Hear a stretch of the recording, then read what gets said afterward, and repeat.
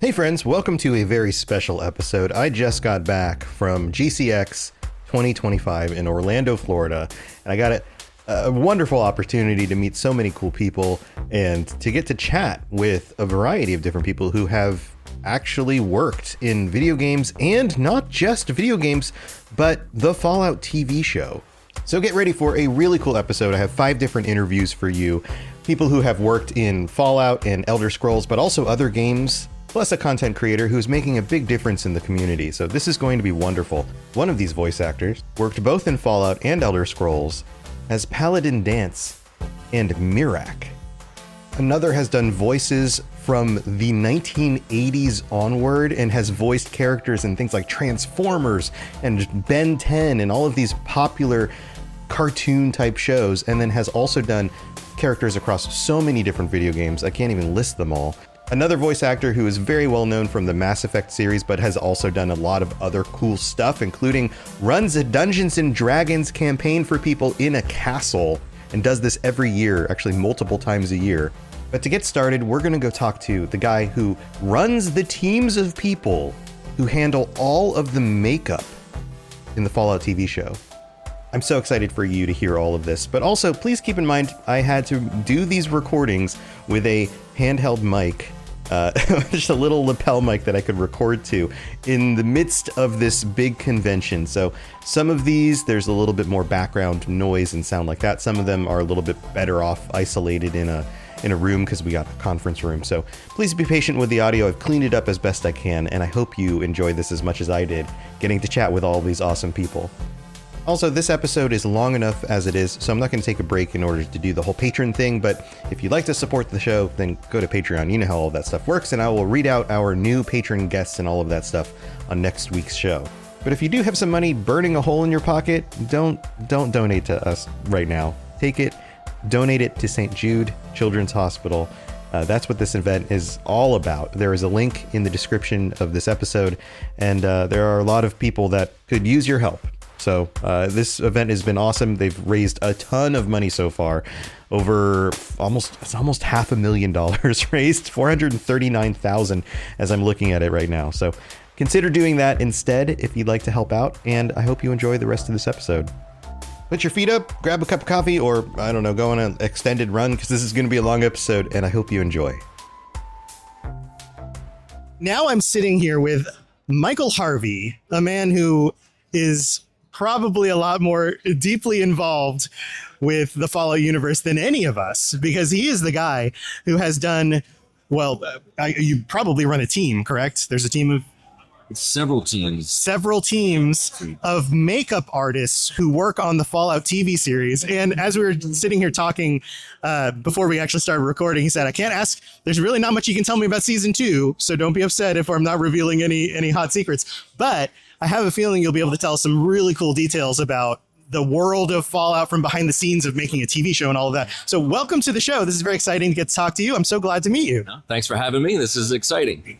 So let's get back to some of your experience. Let's start with your background, both in makeup and also in Fallout, because you're a Fallout fan.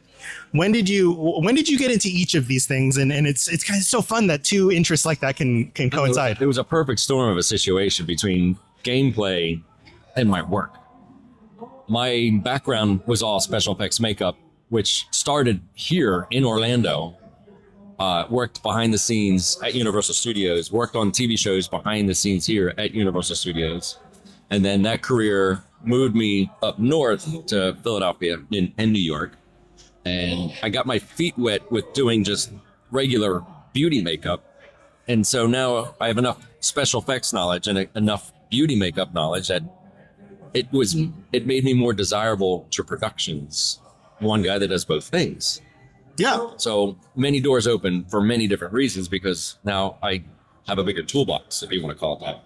So my career went from Orlando to Philadelphia to New York. And once I was in New York, that was maybe 2008. I've never stopped working since. And there was always something, always fun little projects coming to town. And so you always sit there and go, oh man, I would love to have been on that, or I'd love to have been on that. And then I a friend of mine said, hey, I got this job. I don't know. It's kind of weird. I'm not too sure what it is. It's about a video game. It's something about people living underground and post-apocalyptic. I don't know. Have you heard of this? It's called Fallout. And I had to take a minute and go, wait, it's coming to New York? Like, yeah, they're going to be filming it here in New York. I'm like, I got to get on this. How do I get on this? He goes, they've already staffed up the makeup department. I can put a word in for you, see what happens. I said, you know what? We'll see where fate takes us, see what happens. Come to find out, the guy who had the job backed out. Oh, wow. He backed out. There's rumors why. Don't know why. No, it's not that it matters. It was a monumental project. And I know the makeup artist who had the job just came off of another monumental project. And I probably felt, you know what? I don't want to do this again. I'm going to go. So my friend, who was the hair department head for the show, the production came to him and they're like, we're got to scramble to find somebody. You got any names? You got anybody that might be able to do this? And he says, hey, I got this guy. Call him. And that's how it started. It's like, I got in the game a little too short as far as the production. Because when a show starts, there's like 6 weeks of pre-production. Doing makeup tests, doing hair tests, building the sets, doing the costumes, doing everything. I fell a little short because this guy that was there before me was there for like 3 weeks. So I came late. So I had to catch up real fast. The one thing about catching up, I didn't have to catch up. I knew the game because I've been playing the game since Fallout 3, whenever that came out. Can't remember. Yeah, that was like 2008, 9, something like that. Yeah. So as soon as they said, oh, we got to do Raiders, we got to do Wastelanders, we got to do these different factions, we got to do Vault Dwellers, we got to do Ghouls, I'm like, oh, check, and check. I'm familiar with those. This. So we had to put together, they gave us all the books of all the reference. I said, I already got them. Yeah. No, I'm flipping through them. They're like, we want this, but we don't want that. We want likenesses. We don't want to pull anybody right out of the game, put them right on the screen. So they gave us a lot of, to say, room to play with the likenesses and the looks, but everything was scrutinized down to the right blue of the vault suits, the right color of blood that they wanted, the right color of blood for the ghouls. Everything was they were very hands-on on making sure it's accurate. And what a lot of people don't know is that every day of filming for Fallout, we had a representative from Bethesda there to make sure we were staying true to the story, which was fun. One of the things that the show was lauded for, among many things, but one of the things they were lauded for the most by fans was the accuracy of the visuals matching their expectations from the games, whether that came from the power armor or the guns or the Nuka-Cola bottle. But especially, I would imagine, the characters, the faces of individuals, the way, like you said, Raiders look, the way the ghouls look, the way and all of that has something to do with, something that you touched. That's everything. That was, you were a part of all of that. The hardest part that they wanted to have the likeness of the game. They wanted it to be locked into the reality of what it really meant to be irradiated, hungry, dehydrated, tired, all these things. But they said, make it feel like the game, but make it real. Don't make it cartoony and make it look fake. Make it look real. So it was like, ooh, it's a tall order. Because you can make it look too real, but then it falls short with the Fallout fans. Right. So you had to kind of stick with that. Some of it was campy and a little bit funny, cartoony, but it also had to look real. Right. So, and I think you guys, that is a fine line to tread. And I think you really nailed it. I mean, I'm sure all of the people who are Fallout fans who are listening to this had a very similar experience that I did watching the show for the first time. You see the trailer come out and you go, wait a minute, I think this might actually be good. And then you watch the show and you've got chills and you've got like that experience of like, no way. This is a vault. This actually looks like a vault. These vault dwellers, these vault suits, the way the ghouls' faces look, it's different, but yet it's still accurate. It still fits what we would expect. It's what you would like to think if you could literally transport yourself into the game and then the game became reality. That's the show. Right. And what we did, what Jonah Nolan did, is that he likes everything practical.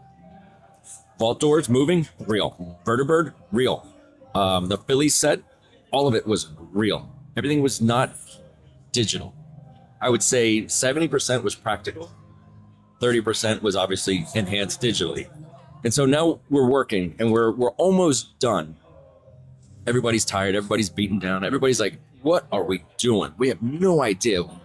This looks great. We're shooting it. It's all shot on film too, all 35 millimeter.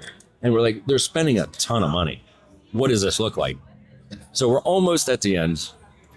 And where it was filmed in New York, Steiner Studios in Brooklyn, there was this venue, big bar. It was meant for like viewings and things. And he brought the entire crew, bought out the place. And he says, look, I've got a 90-second teaser. I want to show everybody. This is what's going to be released to the public in about 2 months. Just want to let you to see. I want everybody to see what you guys have been working for. Okay, great. We're all like, all right, what's this going to be? Watched it. And you thought you were watching a movie. And Yeah. The production quality it does not look like a TV show. No. It looks like a movie. Every episode was a movie. And after that trailer ended, I'd say there was probably a good 5 seconds of silence. Everybody was just jaw dropped on how amazing it looked, how well it was put together, the effects, everything, the music, everything was just perfect. We still had like another month to go, but it completely rejuvenated everybody going, wow, that's what this is. Let's go. That's amazing. So it sounds like if I were to ask you the hardest thing, the treading, that line would be the hardest thing. Is there something that you worked on that you felt was probably your greatest accomplishment when it comes to representing that world or a specific character? Or, I'm sure the ghouls were very difficult because you have to take human beings who are not ghoulified, and it's, just like movie monster makeup, you have to do it in a way where you could still say, okay, yeah, that's a person's face. And yes, they're ghoulified, and yes, they are disgusting and creepy looking like they show up in the games, but yet it still works for the lighting in the scene and being around other human beings and all of that. Would that be one of them, or do you have other ideas? I can't take credit for the ghoul work. Like I said, there was many teams that we were all under the same umbrella. There was a dedicated, I ran the makeup department, but there was a special makeup effects group under that umbrella. There was a group just for Walton under that umbrella. We worked all together. We all had to help each other out. There's an amazing makeup designer and makeup artist called Vincent Van Dyke out in LA. He handled all of Walton's prosthetic pieces. And they did many tests to get it to where what you saw on screen. The biggest thing that they didn't want to do, that Jonah didn't want to do, is lose Walton behind the makeup. Right. There's a balance there. Yeah, and it was purposeful because nobody knew it at the time. We didn't know where his head, meaning Jonah, where he was going. There's a lot of flashbacks now that we see. And now the audience is going, oh, I'm connecting these pieces. Yeah, you still have to recognize the actor underneath the makeup. And they wanted to make sure Walton didn't get lost in there. And one of Walton's iconic personal, let's say, representations or personal looks is he's got very large white teeth. So they had to give him specific dentures to kind of tone it down a little bit, but you still want to know that, no, that's Walton and that's his teeth and that's the actor and that's who he is and he's playing Cooper Howard. We're putting that connection together. The other team, the FX team under that same umbrella, they did the heavy lifting for Lucy's husband in the very beginning, the big blender to the face. Yeah. Oh, he gets a chunk taken out. Yeah, for sure. Wonderful artist, great piece. Nice, bloody, and gory, and they really did a great job. They handled the Michael Emerson head, Dr. Wilzig. They did his head, they did his foot. So we all worked together on a lot of stuff. Going back to the beginning, I have a special effects background. Anything with the main actors was me. I did all of the scars on Aaron Moten, Maximus' character, Thaddeus, Johnny Pepperton. Anything on Lucy was me. Yeah, and they get beat up a lot. And the one thing that a lot of people don't understand how these shows are shot. If we're in a location, and Amazon's famous for it, Apple's famous for it, They'll release an entire season right away. Boom, done. All 8 episodes. And Amazon did 3 at a time, and then they trickled them out. But if we had one location, we had to shoot all the scenes for the entire season in one location. So you had to have like a Bible of the timeline, the story, what the wounds were, where they got the wounds, how they got the wounds, what's the timeline of the wounds, because now you're filming something here that was 3 days earlier, but now we're filming in the exact same location with the exact same person that happened a week later. So you kind of have to do that. All the consistency. Yeah. The consistency. And then you got to wrap your brain around doing that for everybody. And then for me, running a team of 30 plus makeup artists. And there's some days we started at 2 a.m. to be ready by 6. Yeah. So by 6 a.m., we've already got, 5 hours worth of work in, 4 hours worth of work in to get 300 people ready. And the production company, the producers and everything is like, well, this isn't a period piece. You don't have to touch everybody. I'm like, no, we do. Everybody needs dirt, grime, slime, wounds, tattoos, all of this stuff. It's like, you can't go on camera unless you're dirty. Yeah, I can imagine a scene in like the town, and like in the background, you're like, that guy's on his lunch break. Yeah. What is he doing? And he's perfectly clean. Right. He works in IT, clearly. Yeah. And that was the thing. My team and I fought. I don't want to use the word fought, but we had to really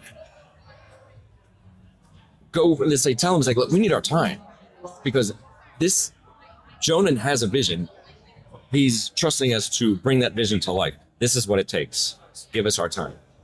And obviously it paid off. Oh, yeah. The show got nominated 17 Emmys. One of them was mine. That's amazing. So come on. This is what hard work translates into. Obviously the fans love it. Obviously it's taken off. Season 2's done. Season 3's already been renewed. And for what Bethesda, Todd Howard, he said he was approached many times by many other production companies to do a Fallout series. And he was like, I don't know. And someone said the story goes that he made us like a tweet or a comment to somebody or something online, said, well, I'll do it if the Nolan brothers get involved. I don't know how true that is, but that's the story. And then obviously Jonah Nolan got wind of that. He said, I'm a fan of the game. Let's talk. And so they did. And here we are. I mean, they did a phenomenal job of putting this thing together in such a short amount of time too. So I can't complain one bit.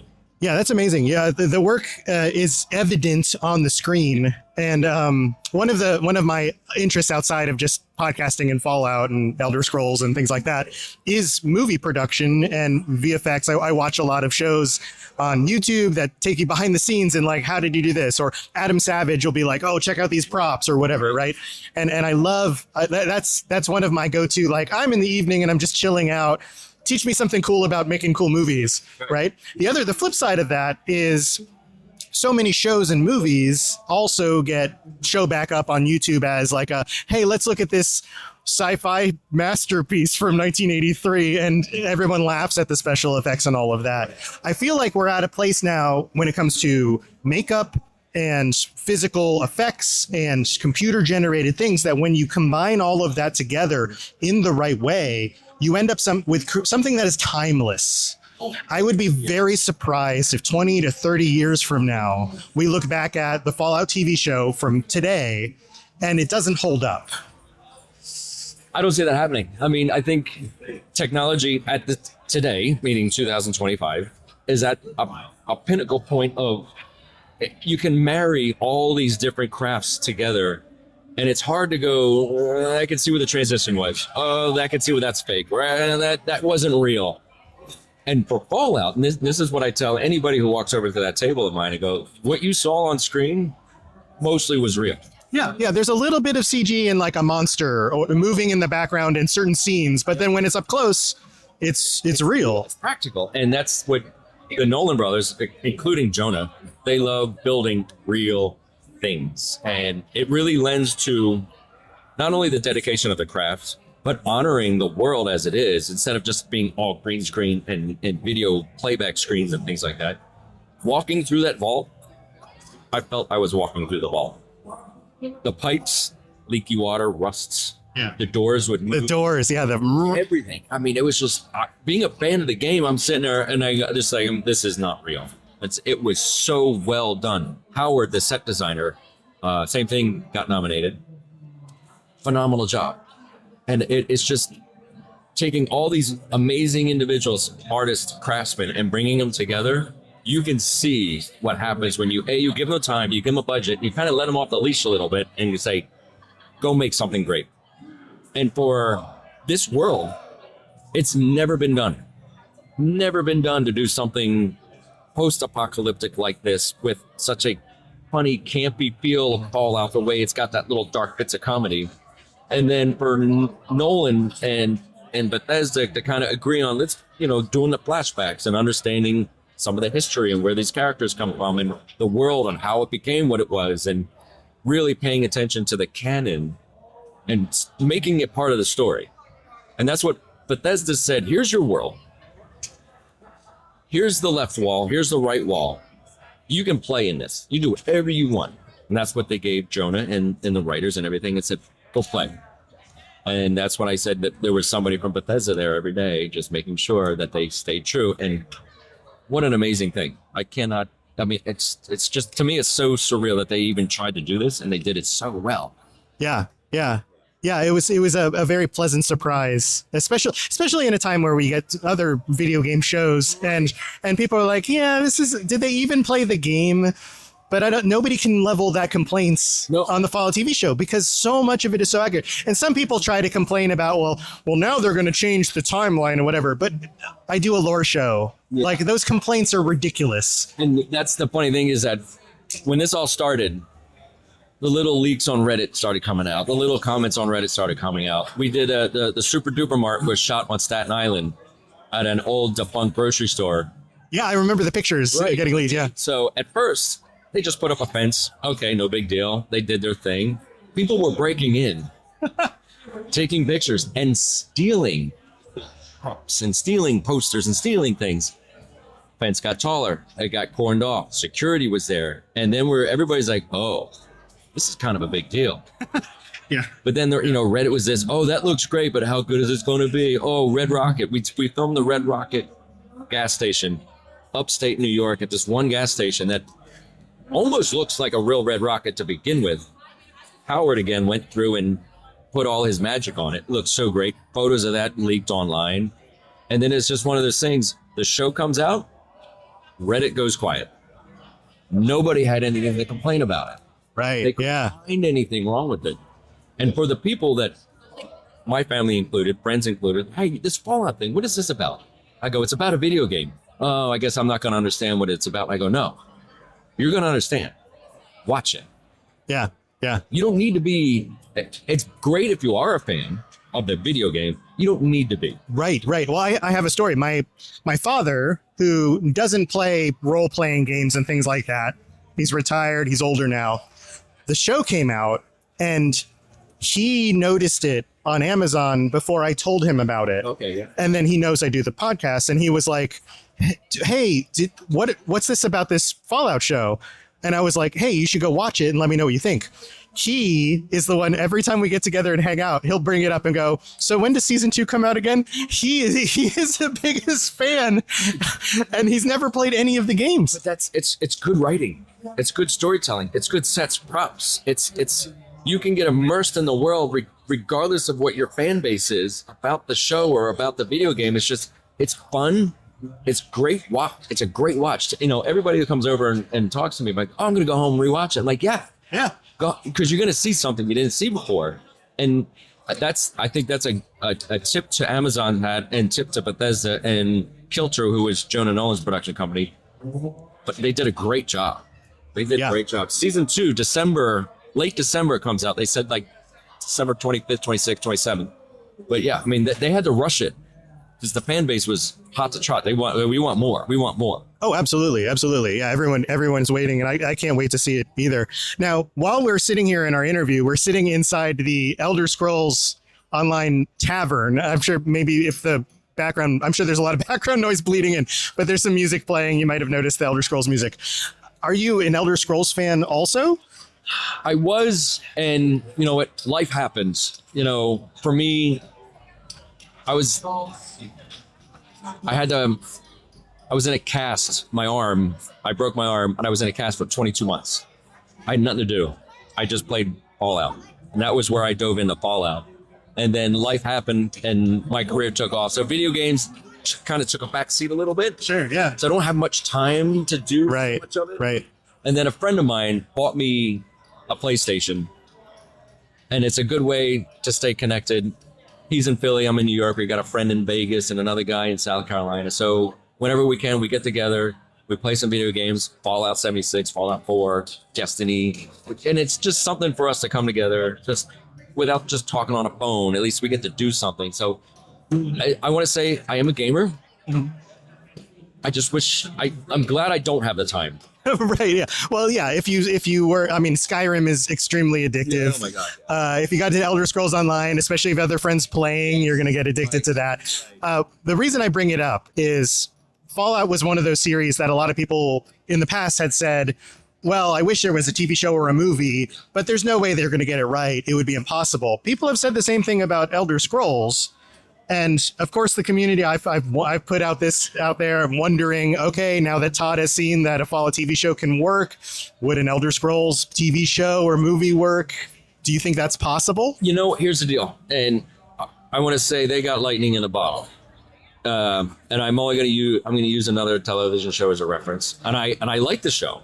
And I think it had a possibility of really taking off, and I don't know why it didn't. Halo, and I know Pablo Schreiber. I've worked with him before, and I was like, "Wow, good for you, brother. Go!" And it only lasted 2-3 seasons. Yeah, people were kind of. The biggest complaint I heard was Master Chief wasn't what they expected. Well, that's the other thing is that they kind of took the lore and I want to say threw it out the window, but never take your mask off. That was Master. Right. But no actor in the realm of reality. Well, Pedro Pascal. Exactly. I mean, you're talking Mandalorian. Yeah. So we're in that same realm of like, no, stick to the lore of the game, stick to the lore of what people know. And one of them was, don't take your helmet off. Mandalorian, Master Chief. For Fallout, there's one piece of lore, and I might make this a trivia point on my Q&A tomorrow. There's one, and I'll give it up to you. There's one piece of lore that I don't think anybody knows about. A couple people, really deep, hardcore fans, the vials that the ghoul takes are not canon. Yes, that was something they invented for the show. And a lot of people have debated about what is it actually? How does that work? Right. Does this change the way that we are supposed to understand the way ghouls work? We'll find out season 2. Okay, cool. Because I've got my theories. Yeah, but, there's theories. Yeah. And the thing is that they wrote it, and they had to get it cleared, apparently by Bethesda, going, "What? This is outside of the world," but they needed something story-wise to keep the Cooper Howard character from turning full feral. Right. They like a point of tension. Correct. So one of the things that they've incorporated in 76 about ghouls, now that you can become a ghoul, is that your feral meter increases, and by taking any form of any sort of drug or chems, that's the word, any sort of chems, it lowers that meter, right. Especially the ghoul serum, which does that the most. Because they like to keep things consistent, and you don't have to confirm or deny this because I know this is a season 2 thing, but my theory is that in the show, it works very similarly, that ghouls can possibly turn feral. They don't know if ever they will or when that will happen, but everybody's kind of on a ticking clock, or at least they think they might be on a ticking clock, and therefore they need to take some sort of chem, and something like jet or something might be temporarily a fix, but the best one is whatever that thing is in that vial. Put a name to it yet so far, but yeah, it was a point of tension in the storyline where they're at the Gulper situation and the vials get crushed, and Howard Cooper, the ghoul, is sitting there going, "Oh, here we go. I got so much time. What do we do?" And he knows if he sells Lucy to these raiders, right, which creates a moral dilemma for him. Creates a moral dilemma, blah blah blah. So we all know where that went through if we watched the show. So now he's got a big old pocket of vials, and he's good for a while. But then we run into kind of moving around in the timeline. Roger, the guy who's the ghoul stuck in the sand, that they talk to him. He's like, oh, he says he's been around the longest of all of us, 200 years. It's like, okay, so he's been doing bounty hunting and doing whatever he has to stay alive. Why is he staying alive? Right. We don't know. Season 2 might reveal something. At the end of season 1, we found out what happened to Truly, Lucy's mother. We don't know what happened to the daughter. Right, yeah. There's all these mysteries that are and I'm sure we'll get some stuff in season 2, and then they'll hold it out to season 3. Do you have and again, if this is too far, feel free not to answer. Do you have a sense of how many seasons they will potentially go for? In the world of networks, 5 is the magic number. As far as characters, I've heard some characters will last all 5, some are not going to last only 3. But yeah, you're not going to see all the characters survive till the end. That's I mean, it's Fallout. I would expect that there will be death. Yeah, I have my own theories about certain things, and I talked to Geneva and Graham, the writers. I was like, "You guys got to think about this." It's because this is a contention for me, and it still brings PTSD to me almost all the time I think about it. Is that Lucy gets her finger cut. Yes. She goes to Super Duper Mart. They sew one on. The ghoul keeps Lucy's finger, and then obviously he sews it onto himself. Okay, fine. They should have Lucy, when Howard Cooper's character, maybe whatever the serum is, slowly starts to not work. Lucy has to kill him. And what does she do? Cuts her finger back off, sews it back on.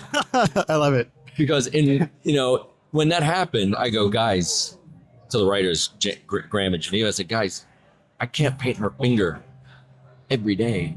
I mean, it's a finger. Pockets, washing hands, eating, everything. I said, it's going to need its own artist following her to touch it up. It's so much work. Like, oh, don't worry about it. The storyline's going to take her into Vault 4. They're going to give her a serum. She'll have a glove. And they'll heal that finger back to human. Oh, okay. I'm like, thank you. So that was like an episode away. Like, I can do this for another 3 weeks. No problem. Yeah, that never happened. You're right, yeah. It's so much so, and she talked about it, Ella. She talked about it on an interview, and I nicknamed it, all right, it's time to do your poop finger. Yeah, because it's darker. It's darker, yeah. And she said it, and it became an industry, not an industry term, but a show-wide term. Oh, yeah, call Mike. Her poop finger needs touch-up. So it became one of those things, so much so, Amazon with Bethesda, the conversation happened so long ago, it might be a little convoluted, is that they were making action figures of them, and they had to get the likeness right. So they ran them kind of through me. They said, is this right? Is this right? Is this right? I go, yes, but no. They're like, what do you mean no? I go, is this after she comes out of the Super Duper Mart? This look? Yeah. Her finger's not brown. Yeah. Not brown. And it was in a prototype run of her little action figure. I'm like, oh yeah, no problem. We'll take care of that. They never did. Oh no. And people will notice that. They will notice that. So one, look at the finger, make sure it's brown, or make sure it's not brown. You got yourself a collectible. There you go. Collectible. Very cool. Well, thank you so much for this, for your time and being able to, it's very cool meeting you and getting to speak with somebody behind the scenes on such an awesome project. I'm chomping at the bit to find out what happens in New Vegas, because of course it seems like that's where they're going at the end of season 1. And I've seen some of the leaked photos. So it looks like the strip will at least show up. Yes. There's all sorts of cool stuff. I have no idea where they're going to go for season 3, because clearly, yeah. But I'm excited to hear that. And hopefully I get to run into you again in one of these things in the future. Yeah, please do. That'd be great fun. I would love to talk to you again. Awesome. If people wanted to follow you, I don't know if you're on social media, or follow your stuff, reach out to you, any of that kind of stuff, what would they do? The best way to go, Instagram, Mike Makeup. Just look up Mike Makeup, or find the Fallout for Hope, and you'll find me there, or one of the Fallout podcasts. I don't know if that was Fallout for Hope podcast. Yeah, so the Fallout Lorecast is this show. Ken and I used to do a show together, but Ken, he does the Chad Fallout 76 story podcast and all of that. So yes. So yeah, find me through Instagram, Mike Makeup, or just go to one of the Fallout for Hope pages, and I'm linked to them. Yeah. We all have links in the show notes and all that stuff. So thank you so much. It's been great. Thank you.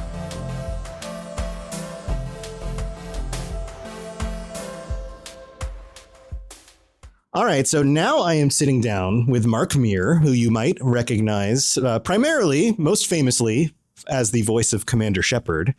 And he's done a lot of different projects, and we've been talking about some of the things that he's been doing. And he actually just got off stage with a bunch of other voice talent doing this fun improv reading thing, which was a blast. Mark, thank you so much for taking the time to sit down with me and talk. It's so nice to actually get to meet you in person. Yeah, thank you for having me. And yes, face to face, in the flesh, in meat space, as they say. In meat space, yeah. So for those of you who don't listen to the Mass Effect Lorecast, Mark and I got a chance to talk. It was about 2 years ago, I think, a year and a half.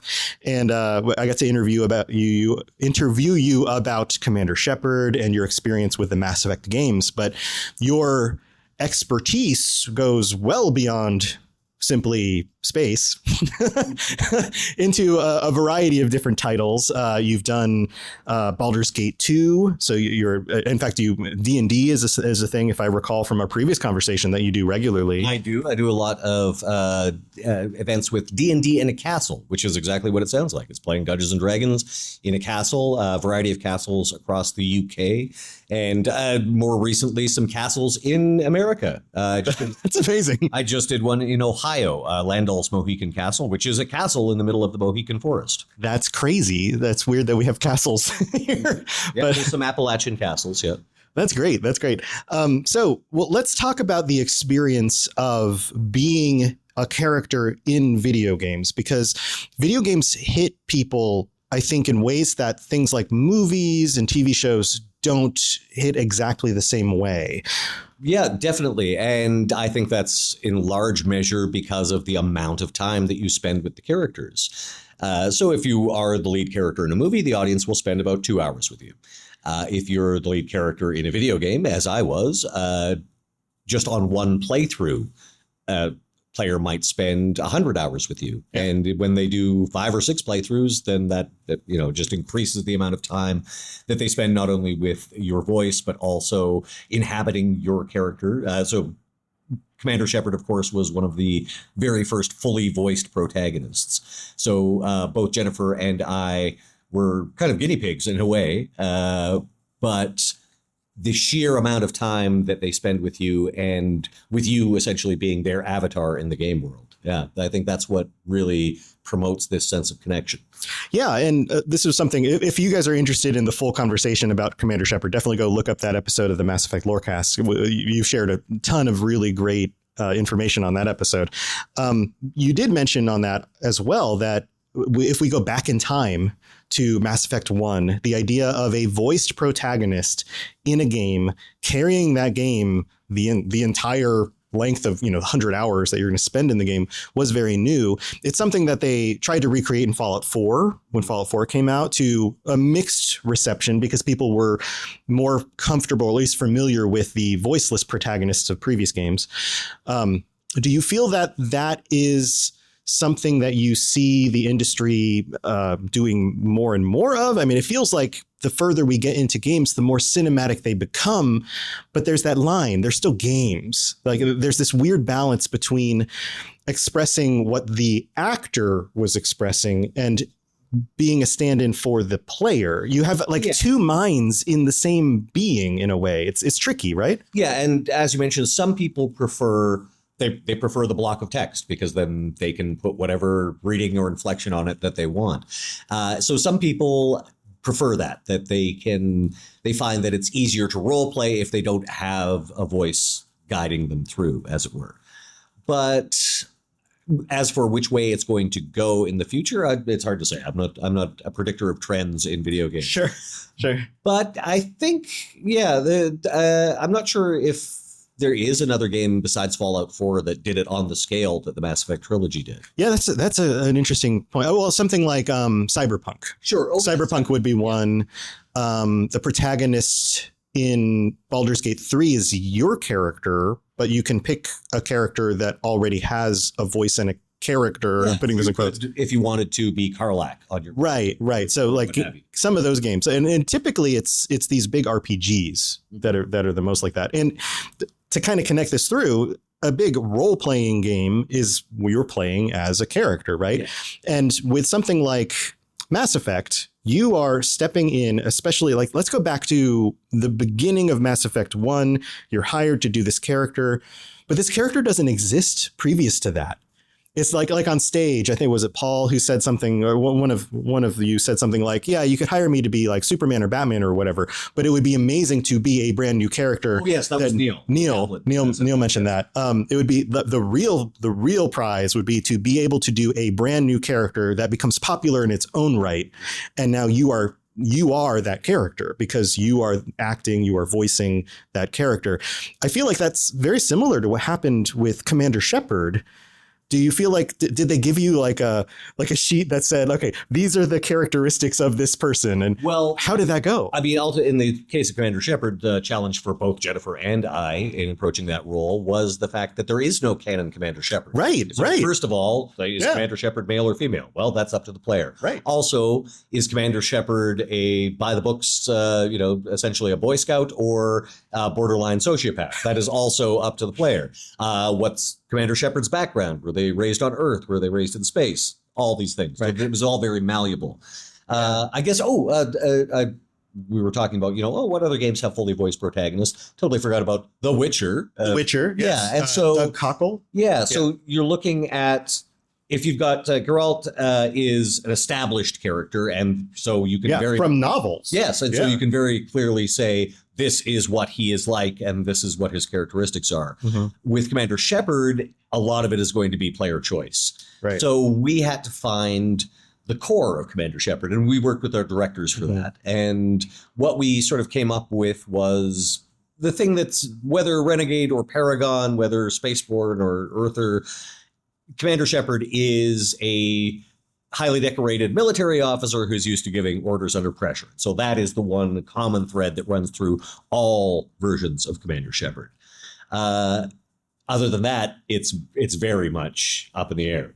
Yeah. Okay. So that makes a lot of sense, because whether you pick the Paragon or Renegade choices, there's still that core of the character that, although he might be saying something a little bit more psychopathic in one of those options, he still comes across as the same person. Yes. He's still like that core, and that feels like an amorphous thing. I used to do improv and I've dabbled in acting. I'm by no means experienced in the things that you are.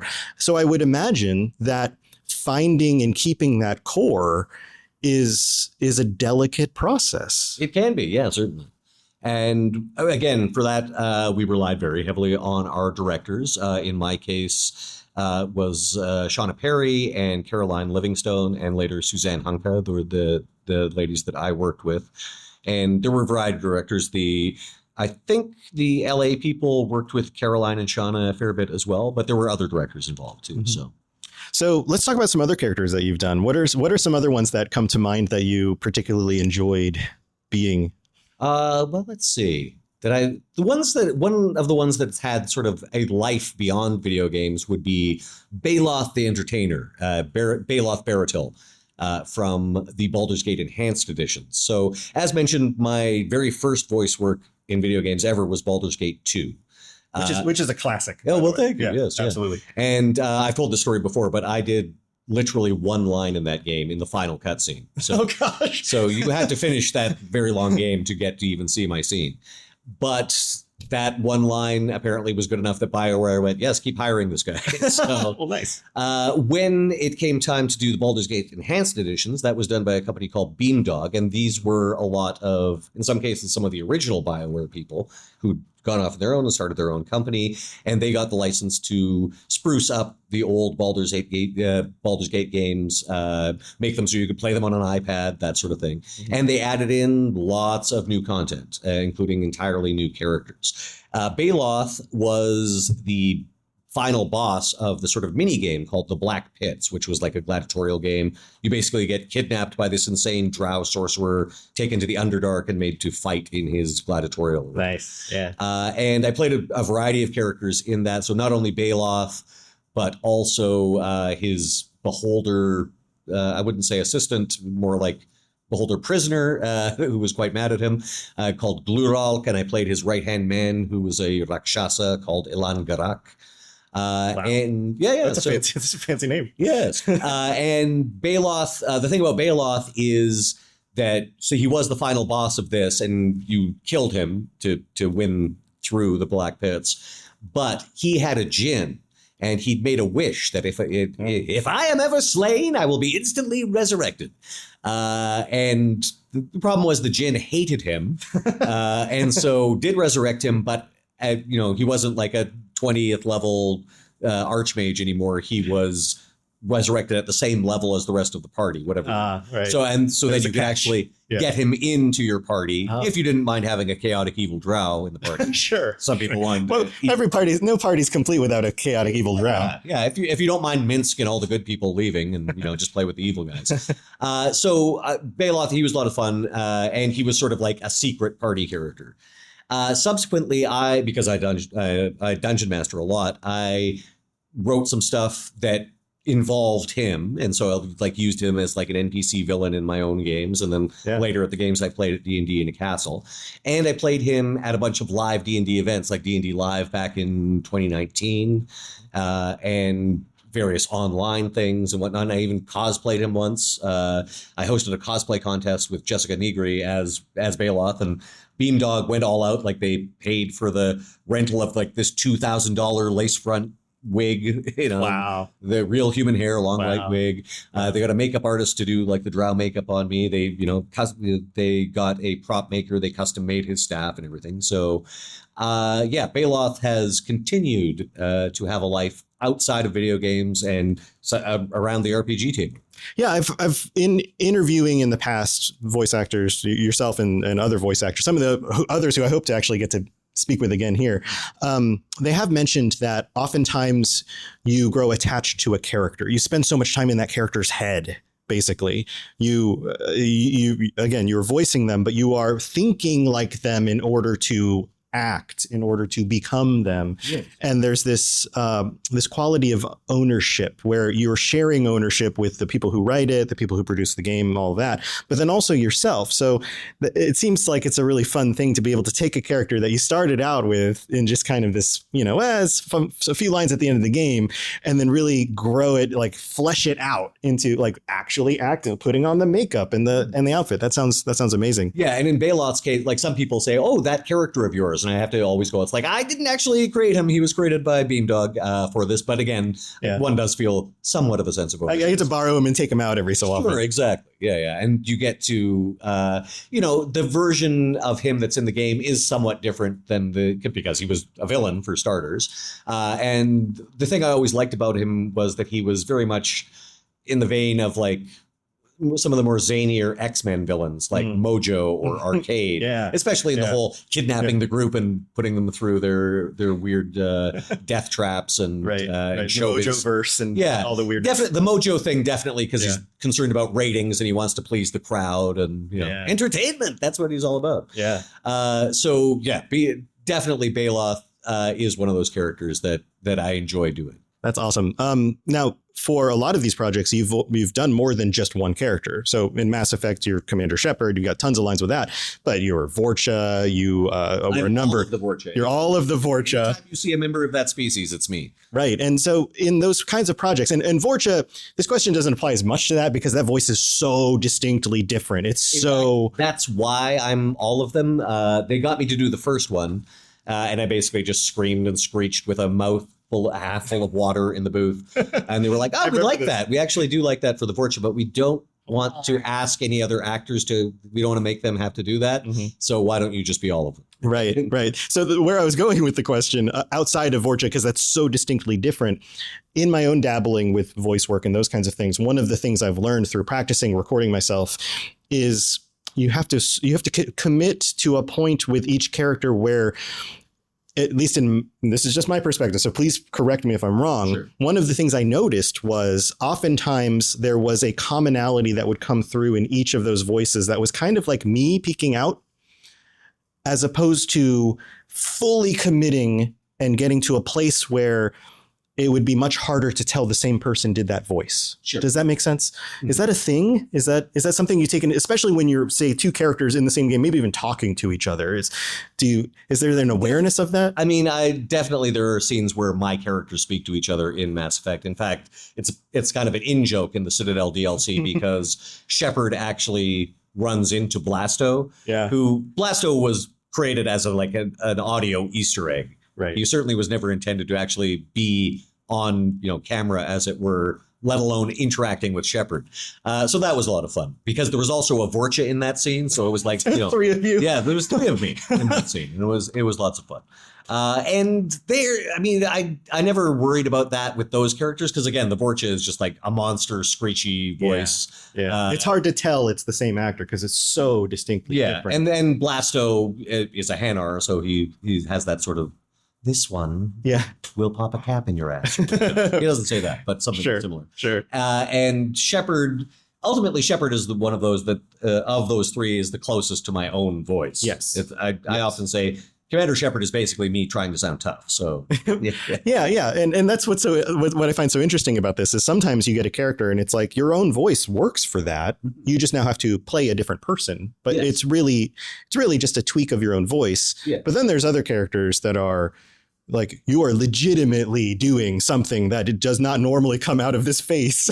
And it's something if you're looking to differentiate, just give them different accents. This guy's French, this guy's German. Yeah. All of my French just comes from Pepe Le Pew, which I'm sure is super insulting to French people. Oh, Pepe Le Pew. So we are here at this convention. GCX is raising money for St. Jude, and there's a lot of Fallout stuff and Elder Scrolls stuff, which is part of why I got invited to begin with, because that's the podcast that this is going to go on.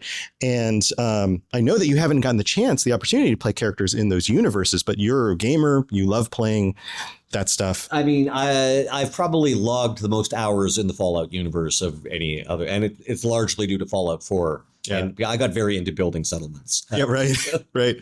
Yeah, and I've done replays, and most recently when the big update basically wiped all mods, I went back and looked, and all my modded games have been wiped out. But I realized, that means I can just replay all the DLC fresh. So after the TV show aired, everybody was like, I got to play some Fallout. I went back and I replayed Nuka World and Far Harbor and actually built a vault this time. Yeah. In my first playthrough, I kind of did the bare minimum to get through the story part of that. But last year, after the show aired, I spent probably several weeks just going back and making a vault that was immaculate and exactly how I wanted it. Yeah. Nice. Got right up to the build limit. So yeah, as we all do. Yeah. So you did mention that although you haven't been a actual main type of, an official character, let's call it that, official character hired by Bethesda, you have worked in mods. I have. And you got to play a very, very famous character, the guy who started the Brotherhood of Steel in a mod. The original Maxon, yeah. Roger Maxon. And that was for a mod called Brotherhood, which was put out by the same folks who did, if you remember a series of vids called The Storyteller. Oh, yes. Yeah, so it was those folks. Mm-hmm. And it was basically the Memory Den was... they found, they'd recreated the origin of the Brotherhood of Steel. So in game, you would go to the Memory Den and then go into this program that showed the origins of the Brotherhood of Steel. And I got to play Roger Maxon. Wow. That's fun because he is one of those characters that I don't expect in any future Fallout games that we're actually going to get him because unless a future game is set. In fact, that was one of my ideas for a TV show was what if they did the TV show, but it was Roger Maxon's story instead of doing instead they went more in the future with the story. Although they didn't, they started the day Bob struck. That's true. They do flashback to the past. So you got to see Cooper Howard's story. Right. Yeah. Right. But what if there's flashbacks now that the Brotherhood is involved, flashbacks to Roger Maxon and the founding of the Brotherhood? That would be amazing. Maybe Cooper Howard is somehow tangentially involved with that. He's been around so long, he's kind of affected everything in some way. Yeah. Yeah. So if you were to work on a mainline Fallout game, is there a character or a type of character or something that you would enjoy playing? I mean, of course, your listeners can't see what I'm wearing, but I'm cosplaying a ghoul. Yeah. So I didn't realize it was Mark. This is for the listeners who obviously can't see us right now. When I got here, Ken is introducing me to people and he's like, oh, and Mark Mears here. And you were in a ghoul costume with the whole mask on and everything. And I was like, oh my God, I didn't even, I was no way I would have known. Yeah, to paint the full picture. So I'm a ghoul, but I'm not Walton Goggins' ghoul. Right. I am an OC, original character that I've played. I hosted the Dragon Con parade as him last year, and I've done some cosplay contests, and now I'm here at this. His name is Max Rads. Nice. And so my idea is that he was around when the bombs dropped, and he does wear a vault suit because he was supposed to be in a vault and stepped outside for a cigarette during orientation. Right at the wrong time. They closed the door. So he has a vault suit, but he never really spent much time in a vault, and he's just been, for the last few centuries, just been wandering across America. Awesome. And his current job is like a Pip-Boy radio DJ. So I got a soft spot for ghouls. Yeah, I'd love to play a ghoul. That's awesome. So I know sometimes the developers will actually listen to this podcast as well. Okay, so, smooth skin, man. I'm right here. So yeah, if this character shows up in a future Fallout game, that will be phenomenal because we'll know the origin of the character. Excellent. Okay, yeah, that's Max Rads, Maxrads. That's great. What about Elder Scrolls? Have you dabbled in Elder Scrolls? I've certainly played a lot. Yeah. Before Baldur's Gate 3 came out, I think Skyrim was the most popular venue to create your Dungeons and Dragons character in a video game. Yeah. And again, much like I did in Fallout, where I would just spend so much time building settlements and whatnot. There were Skyrim characters that I had where I didn't even attempt to address the dragon problem, because it's like, no, I need those to build armor. And, so I just had, an orcish smith who had a very nice house that he'd built. And I'd carefully arranged all the books according to subject matter in my house. Nice. And, I'd earned money by, killing dragons and making them into armor. And it was just, it's a peaceful life. Yeah. So you mentioned an orc. In one of the big things about Elder Scrolls, just like D&D, is you got all the different races. Yeah. Is there a race that you kind of lean more toward, or would you prefer to, can you do like a Nord voice? Would you want to do a Nord, or would it be cool to be a type of elf? I always lean towards non-humans. I'd probably want an orc or Argonian or something like that. Yeah. Or a Khajiit, Oh, this one thinks that this is a great idea. Yes, exactly. Yeah. I like the Khajiits a lot. In fact, for Max Rads, I actually made a Khajiit joke because I had him with like a bunch of stuff, and it was what was the joke? Ghoul has wares if you have caps. Yeah. Nice. That's great. Well, thank you so much for taking the time to sit down and talk and share your experiences with all of this. This has been very, very, very cool. I know that you, to kind of wrap this up, I know that you do a lot of these public events and the community aspect of it. Can you speak on just a little bit of what it means to you to be part of this bigger community and how that works into your career? Well, I mean, I know nothing else because I was a nerd long before I ever landed a voice acting gig. So things really worked out well for me in those terms. So I was the sort of person who would go to cons like long before I was doing this professionally. So getting to go to cons as a guest, like that's really the icing on the cake. Yeah. Yeah, it's like, well, I would do it anyway. Yeah. But now when I go to cons, I will spend a fair bit of time in the merch room buying stuff for my collection and just hanging out and taking pictures of cosplay and doing cosplay myself and, having a good time. That's why Dragon Con actually is one of my favorite conventions in the multiverse because it is so fan oriented, completely fan driven, and so much creativity and positivity. I look forward to it every year. Yeah, the community, the Fallout community, the Elder Scrolls community, I've found is a place that a lot of people call home because it is so positive. It is so supportive. We all can nerd out about the things that we love together, and we all grow closer together because of that. So it is pretty wonderful. So do you have anything coming up that you would like to share? Or do you do any cool D&D stuff people can sign up for, or anything, or ways people can get a hold of you, or just keep track of what you're doing? Yes, actually. D&D in a Castle is open to the public. I won't lie and tell you that it's a very cheap and economical thing. It is more of a bucket list item, but It's amazing. I have a great time there. And I think they have just released the sign up for our spring 2026 sessions, which will be at Walworth Castle in the UK. I do know my first table is completely sold out, but there should be seats available at my second table, which will be right at the end of April. So I think the ones that tickets are available for is April 26th to 30th. 2026. Also, I DM at Gen Con. I'll be running a game for D&D in a castle. Not in a castle, at a convention. At a convention, sort of. Castle. At Gen Con, though. Yeah. You sign up for those like you sign up for normal Gen Con games. I will be doing Dragon Con, as mentioned this year, and we'll be doing Improvised Dungeons and Dragons, which is a show that I DM, and I do that with Dad's Garage Theater out of Atlanta. They're a fantastic bunch. We'll be doing that again this year with some special guests. And last year at Dragon Con, I had the opportunity to actually DM a game for the Baldur's Gate 3 voice cast. Oh, fun. And I think there's another batch of them this year. So I'll be running that again at this year's Dragon Con, including with one of the members of the cast that's coming is Samantha Bayar. And I just did a UK tour of Call of Cthulhu with them. So it'll be a bit of a reunion. And Sam is fantastic. I always have a great time with them. Awesome. So lots of opportunities to meet Mark and go to these big events. And heck, if you can make your way to the UK and go to a castle and play D&D, I can't think of anything much more fun than that. And I'm constantly doing conventions. So I'll, watch my social media. And I think it's been announced that, yes, I think we have actually announced this one. We are going to be, a bunch of the Mass Effect cast is going to be at Pittsburgh at the beginning of October. So you can look out for that. And wow. That's amazing. Well, thank you so much for taking the time, and I hope you have a fun rest of the convention. Thank you.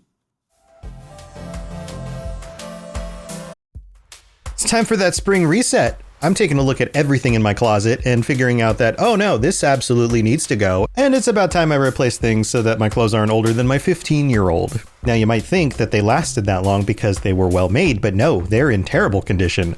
Unlike the new jeans I just got from Quince. Jeans have always been my personal go-to because you can kind of wear them for lots of different things, but maybe they're not your thing. Maybe you're looking for, 100% European linen with insanely soft flow knit activewear fabric. It's definitely getting warmer, and their flow knit activewear is moisture wicking, anti-odor, and soft enough that you'll actually want to wear it every day.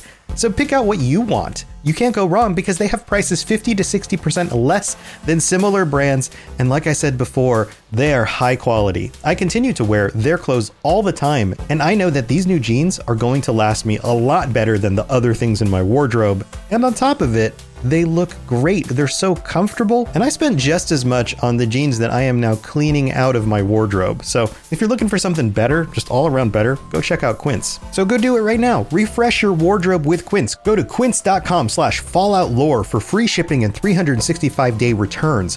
Now available in Canada too. Go to quince.com/falloutlore for free shipping and 365-day returns. Quince.com/falloutlore.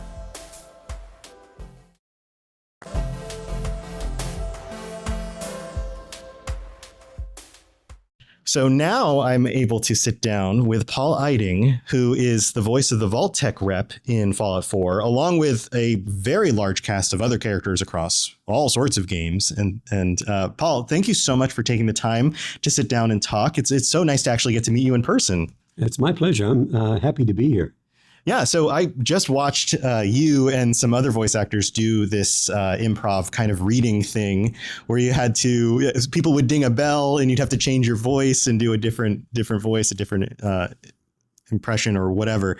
And it's always, I find it always so intriguing how gifted actors, especially actors who use their voices in these games, are at even just on stage, turning on a dime and all of a sudden being a different person and really leaning into that. And I know you have a ton of experience through lots of different games, a lot of games that the Fallout community loves, but other games that we've played as well. What got you into this as a career? Wow. As a career, the interesting thing is I never thought of it as a career. I look back and someone said, "Man, you've had a nice career." It's like I never thought of it as that. I always thought of it as the next job. I'm an actor. Yeah. Started out on stage. That's my first love because that's where I fill my soul every time I go back on stage. In fact, I'm working on a play right now, a 2-character play. And the voiceover happened because someone actually saw me on stage. I played a play called Cloud 9, where I played 3 characters, an African manservant, intentionally with no makeup, a white man, but with a different accent. And I played a Cockney soldier, and I played a 5-year-old girl. Wow. And Talk about range. yeah, that was a stretch. And a gentleman saw me by the name of Gordon Hunt, Helen Hunt, a famous actress, his father. Wow. He directed everything at Hanna-Barbera. Well, he came to see the show, liked what he saw, called me, and I did 10 different types of characters. And it started. There's a quick story before that is I was signed when I first moved to LA only on camera. But the voiceover person came through as they were watching my on-camera reel, heard something in my voice, called me in for an audition, and I booked it. And then she started sending me out. But the big thing that happened that changed my career was meeting Gordon Hunt and him thinking that I had some talent. And then it just started after doing Saturday morning cartoons, the GoBots and the Sky Commanders and Johnny Quest, all those kinds. All the stuff my generation grew up on. Yeah. Then I got Diablo and StarCraft and Metal Gear Solid and the Transformers. Wow. You've just listed off not just a lot of famous cartoons, but some of the most storied games in video game history. We're talking Blizzard with Diablo and StarCraft. We're talking Metal Gear. You've been a part of Fallout. You've put your, well, it's not really fingerprint, your voice print on some of the best, most famous, most popular games ever. That's phenomenal. That is. Yeah, I've been very lucky. I really have been. It's one thing. What says it? Luck is opportunity with preparation. Every once in a while something you'll get lucky because you're in the right place at the right time, but then you have to be able to follow through with it. Right. And I've been very lucky to be involved with some really terrific projects that at the time you don't know it's going to be anything, super like that. Right. We knew Metal Gear was going to be something different because we saw the script, which was like a telephone book. Yeah, they were pushing like a cinematic experience in a video game before a lot of other games even considered that as an option. And I think they inspired a lot of games to kind of go in that direction. We changed the way video games were made. Yeah. We really did. And I'm really proud of it, and especially that it's still going on. And then with Fallout, and Skyrim came first. Or did it? No, wait a minute. I did Fallout 3. Okay, yeah. And I did like 19 characters in that. And then 3 characters in Skyrim, which I love doing, especially Galmar Stonefist, and also Septimus Cygnus. Mm-hmm. He's a little fellow. I lived in the ice cave. Do you know the Elder Scrolls? Yes. And I was saying earlier in the panel we did that somebody had taken my character from Fallout, from the Vault-Tec rep, and made prank calls. Yes, I've seen these. They're hilarious. Did you see Septimus Cygnus? I think so. Yes. The same creator did a number of these on their YouTube channel. Yeah, where Septimus calls libraries. Yes, right. Whoever did it did a great job. It's hilarious. Yeah, they chopped up your performance into what I'm guessing was a series of different voice clips. Right. And then as they were on the call, they were able to pick the right voice clip that would make sense for the person they were talking to. And because it was a legitimate voice performance, they thought they were talking to a real person. And it turned into, wackiness ensues. The person gets upset and hangs up the phone or whatever. Yeah. So Paul Lighting is being a jerk and didn't even know it. I guess from that perspective, wow, you're such a jerk. When people take... Let me go back in time, because your career started with these characters in the 1980s. Yeah. So in the 1980s, the internet wasn't a thing. You would never have been able to predict that people would have taken your voice and used it to do prank calls 20, 30 years later, right? Like what is, from your perspective, how, first of all, does it feel different doing a voice today with the way the internet interacts with that? Do you have different concerns or considerations? Is it flattering? How does that feel? And speak on that a little bit. That's a great question. Back in the 80s and early 90s, there wasn't any kind of fandom for voice actors. Mm-hmm. We were other than like Mel Brooks or somebody, right? Mel Brooks and Mel Blanc and Dawes Butler. But most of us, you're in the dark. Your voice is there, the voice of God or the voice of any kind of character or creature, but there's not a human being behind it. Right, and very few people think about the person behind the character. They just think about the character. Exactly.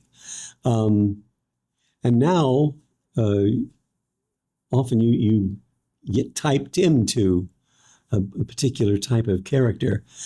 I'll tell you, one of the nicest things that happened is when they started having Comic-Cons and whatnot, I'll speak for myself personally. I'm a stage actor. And when you do a performance on stage, when you're acting, you're there with the audience, okay? Yeah. And it's a shared event. So you get the feel of how the audience feels, whether you're connecting with the audience, whether you're a good guy or bad guy. And at the end, whether there's applause or boos or whatever, right, there's a connection there. And you feel like it's a real sharing. With voiceover, you didn't know that.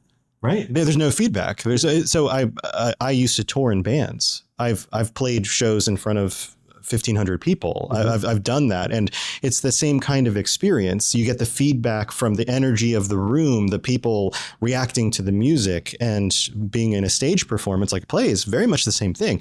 Did the laugh land? Did they like the way I delivered that line? Are they paying attention to the dialogue, or are they zoning out? Like all of that. So from your perspective, it's very different when it's a recording. Right. And one of the nicest things that happened for me when Comic-Con started happening and voice actors are being invited to meet fans of their work. It's so wonderful to get feedback. And I make sure that I don't take it as them, how do I put this, loving me. They love the work that I do. Mm-hmm. They love the characters that you create.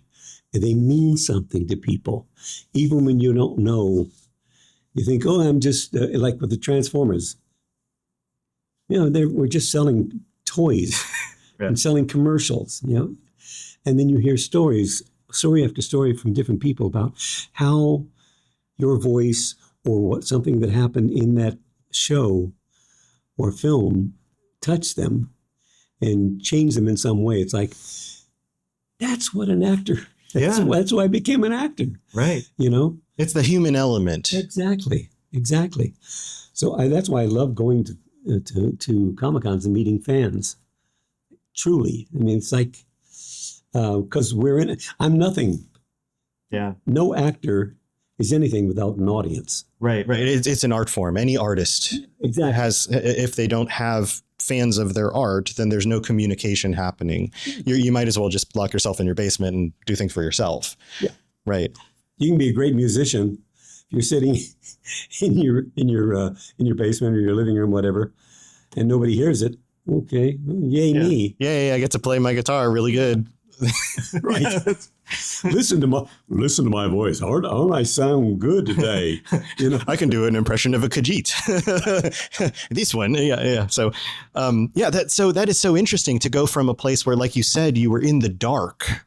Nobody even thought about the voice actor, to being a place where you come out into the light. And from my experience, being somebody I've been doing podcasts for almost 7 years now. I've been a gamer for a very long time. I'm old enough to have seen the evolution of these games through a lot of the titles that you've played. The community resonates with the voice acting community, in part because you are a piece of that story that meant something to them, and it wouldn't have been the same without you. But also from the perspective of people, especially young people today, are looking at the potential for jobs and what jobs will I actually enjoy doing. And the idea of you've inspired people to want to do what you do because they go, well, I love playing games. These are the things that have really moved me. And maybe I'm not a stage actor. Maybe I don't have a face for movies or whatever. Right. But I loved doing theater in high school, and I love, using my voice in creative ways. This is something that I just wish I had the opportunity. And there are, I would say, thousands of people out there who would love the opportunity, even to just do an interview, to be able to play a character, even a bit part in the background somewhere. and there are 1,000 people out there who are doing it, not necessarily for big games and not making a lot of money, but they're actually doing it. Mm-hmm. I have friends who started out as fans of Metal Gear and Transformers or whatever, who live in, the young man who lived in York, England, another one outside of Edinburgh. And very talented guys. I mean, their voices were the characters they created. One's a musician. That was just great work. And they kept wanting to do it, but they had, he's in York. He says, well, I'm not even close to London. What can I do here? Well, I told him, I said, you get a microphone. Mm-hmm. Doesn't have to be a $3,000 mic, a couple $100 at the most, and start recording stuff. Go online, watch and see. And there's always somebody who's making something and looking for voices. And the gentleman in York, who at the time was 21 years old, I guess it's been 6-7 years ago, he now is really busy doing audiobooks. He just loved doing audiobooks. The other young man wrote music for, was there a video game called Dust? Dust. I'm trying to remember. I don't remember, but he's writing music for video games and also does voices for them. Mm-hmm. So there are ways of doing it. So my feeling is always, if you got to do it, then there are ways now to do it. Just get online. Just I was going to say I would be serious, but I'm not being serious. Yeah, if you got a great voice, as long as you can't take any of my jobs, go for it. Don't take my jobs. That's a good tip. He's applying for that one, so I'll let him have that. So speaking of your jobs, you said every actor has the potential of being typecast as a specific role, and then you feel like, okay, well, I can do more than that. Like, let me spread my wings, that kind of thing. Do you feel like that's something that has happened? Oh yeah. Listen, for the 4 incarnations of Ben 10, okay, mm-hmm. that we did. When we did the original Ben 10, then we moved to Alien Force, then Ultimate Alien, then Omniverse. Each time we went to another incarnation of the show, they changed directors and producer to get a different feel for it. For the first 3 incarnations, I was basically Grandpa Max. Okay. And then maybe an ancillary, a truck driver would go by. Hey! Something like that. That would be it. Yeah, they just needed like a line. So They're like, you're here. Can you just do this? Yeah. I can't do that, sir. That kind of stuff. But then in 4, they brought in a different director who I'd worked with as an actress, Sue Blue. And she said, "Why are you only doing that character?" I said, "Because that's the only one they were me doing." And I said, "Okay, cool." It's not my choice. So I ended up doing 5 different regular characters, which was, that's, as a voice actor, it's what you want to do. That's so much more fun. Yeah, you stretch out a little bit, say, hey, I can still do that stuff. Yeah.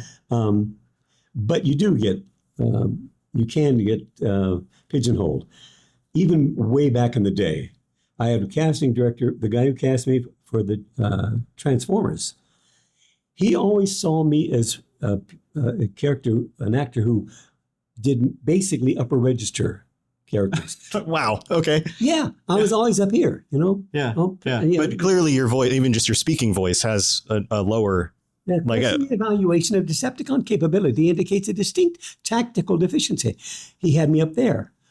So I never did any of G.I. Joe. Right. All those guys down here. Right. Or Optimus Prime. Well, no, didn't even think about that. Yeah. But then other casting directors would bring me in for the deeper characters. Yeah. So it's like just because they knew you that way. Mm-hmm. And there is ageism. Yeah. In the voiceover, just like on camera. Mm-hmm. But yet, that seems, when you can't see somebody's face and they can do whatever voice you need, then does it really matter what age they are? You know what? I think you should be a casting director. No, I agree. Absolutely. Look, Dawes Butler did Elroy, who was 8 years old on the Jetsons. Yeah. He did Elroy till he died at 77 years old. Yeah. It's like, the thing I love about voiceover is that generally you're cast for your talent, not for and how much fun you are to be around. Right, yeah, because nobody wants to hire you if you suck to work with. Yeah. But then, on camera, it's like, how tall are you? How short are you? How fat? How thinny? Are you a leading man? Are you a character? Voiceover, you can be anything. Yeah. You're limited by your talent. Yeah. And that's the way it should be. Right. Yeah, that's well put. That's well put. And from the talent perspective, I think a lot of people think, and I could be wrong, but I think there's a significant percentage of people who think, oh, well, you just were born with a good voice. You can do voice work. Right. And it's no, and I'm just guessing here, 90% of it is acting. 10% of it is the voice or something like that. Like I said, you should be a casting director. Absolutely. That's the question we always get is, what should I do if I want to be a voice actor? And always the first answer is take an acting class or and improv class. Yeah. Although generally you're not going to be improving once you get a gig. But it's good to be able to think on your feet. Absolutely. Yeah. Absolutely.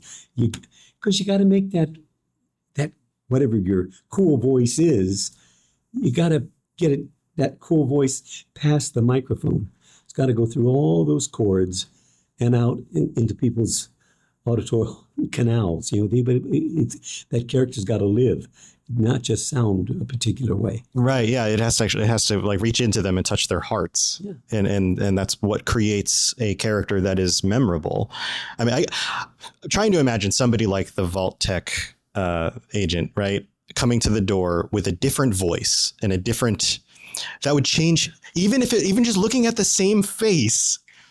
That just breaks my brain to imagine even any of these other voice actors at this event that I've gotten a chance to, if Mark Meir was the Vault Tech agent, it would be a very different experience because he would portray that character very differently, even under the same direction, with the same face, all of that. Yeah. So to divorce a character from the actor and the performance, not just the sound of the voice, but the performance is what I think is the thing that, like you said, it kind of reaches up into us.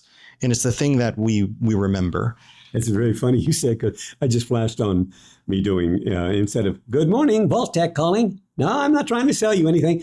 Doing it, good morning, Vault Tech calling. Good morning, Captain Shepard calling. Yeah, it's like, yeah. It makes no sense. And to that point, what cracked me up about Ben 10, jumping back to Ben 10, every time we changed producers and directors and the different incarnations, I had to re-audition for my character. Oh, wow. I had to re-audition for Grandpa Max. Which is funny because you would assume that people who are fans of the series wouldn't want that character to change. Well, one excuse they gave was that because the second Ben was now 15 years old instead of 10 years old. And so 5 whole years went by. Well, they said, well, you know what? Maybe Grandpa Max doesn't have as much power. Maybe he's a little raspier. Right, maybe he's a little older. Yeah. They said, well, no, we did that. I said, well, maybe if there's a little more gravel. Ben, what do you He's been smoking a lot in the last 5 years. Exactly. So we did it 2 or 3 different ways. Then finally they came to their senses and said, well, you know, it's only 5 years, and a male, an adult, their voice doesn't change that much in 5 years. Yeah, a little kid, sure. Yeah, exactly. Yeah, a grown man, not so much. They changed, Tara to Yuri. So that I got, but it's like, but they finally said, oh, yeah, never mind. That's hilarious. Yeah. So we only have so much time. I've got other interviews to get to, and I don't want to keep you too long because I know you're busy with other stuff as well. When it comes to Fallout, there are other games. The official word has gone out, or at least got leaked somewhere, that like the next Fallout game has been greenlit. Like they're in production, or they will be in production. Elder Scrolls 6 is in production, has been for a little while now. That's coming out soon. I know you can't give away any secrets of these things, but from your perspective, if there was a character in either of those series, a type of character that you would love to play that you haven't had the opportunity to play. So for example, in Elder Scrolls, there's all the different races and they all sound a little bit different. Or in Fallout, you have ghouls and you have humans. And with the Vault-Tec Rec, you got to be a human and a ghoul. Yeah. Or robots, those kinds of things. Is there a role in either of those that you would jump on and be like, oh, I'd really love to try that? Wow. I want to give a legit answer instead of a joke. I would like just with a character that's got some depth to him and some humor.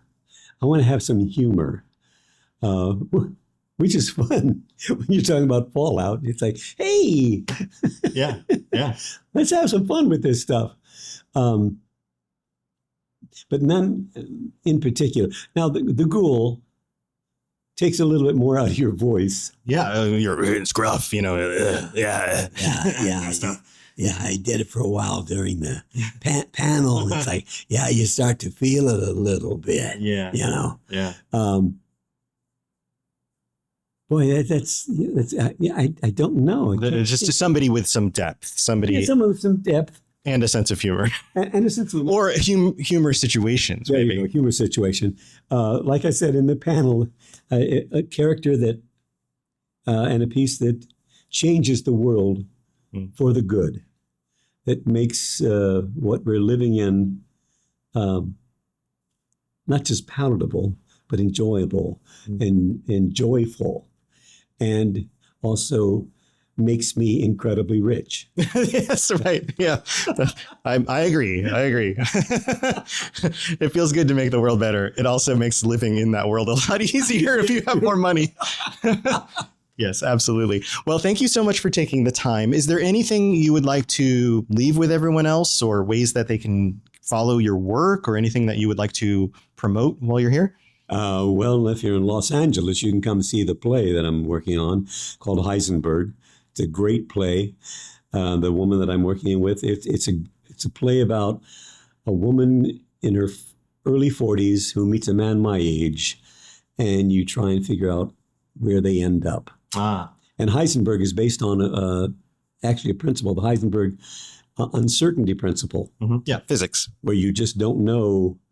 The harder you look at something, the less you know how fast it's going and where it's going to end up. Right. Yeah. If you can pinpoint the location, you lose the direction, or right. If you can pinpoint the direction, you lose the location. Like there's the nature of quantum particles and all that. Yeah, it's a great piece. Plus, I'm doing some more Metal Gear stuff, and I'm on Twitter. I know I'm not. I am now on Instagram, just my name, and Facebook. All right. The two, and my page is paul-iding.com. Got it. Got it. Well, thank you so much, Paul. This has been a pleasure. Pleasure, man. Really, great questions. It's been fun. Awesome. Well, I'll let you get back to it and enjoy the rest of the convention. Thanks.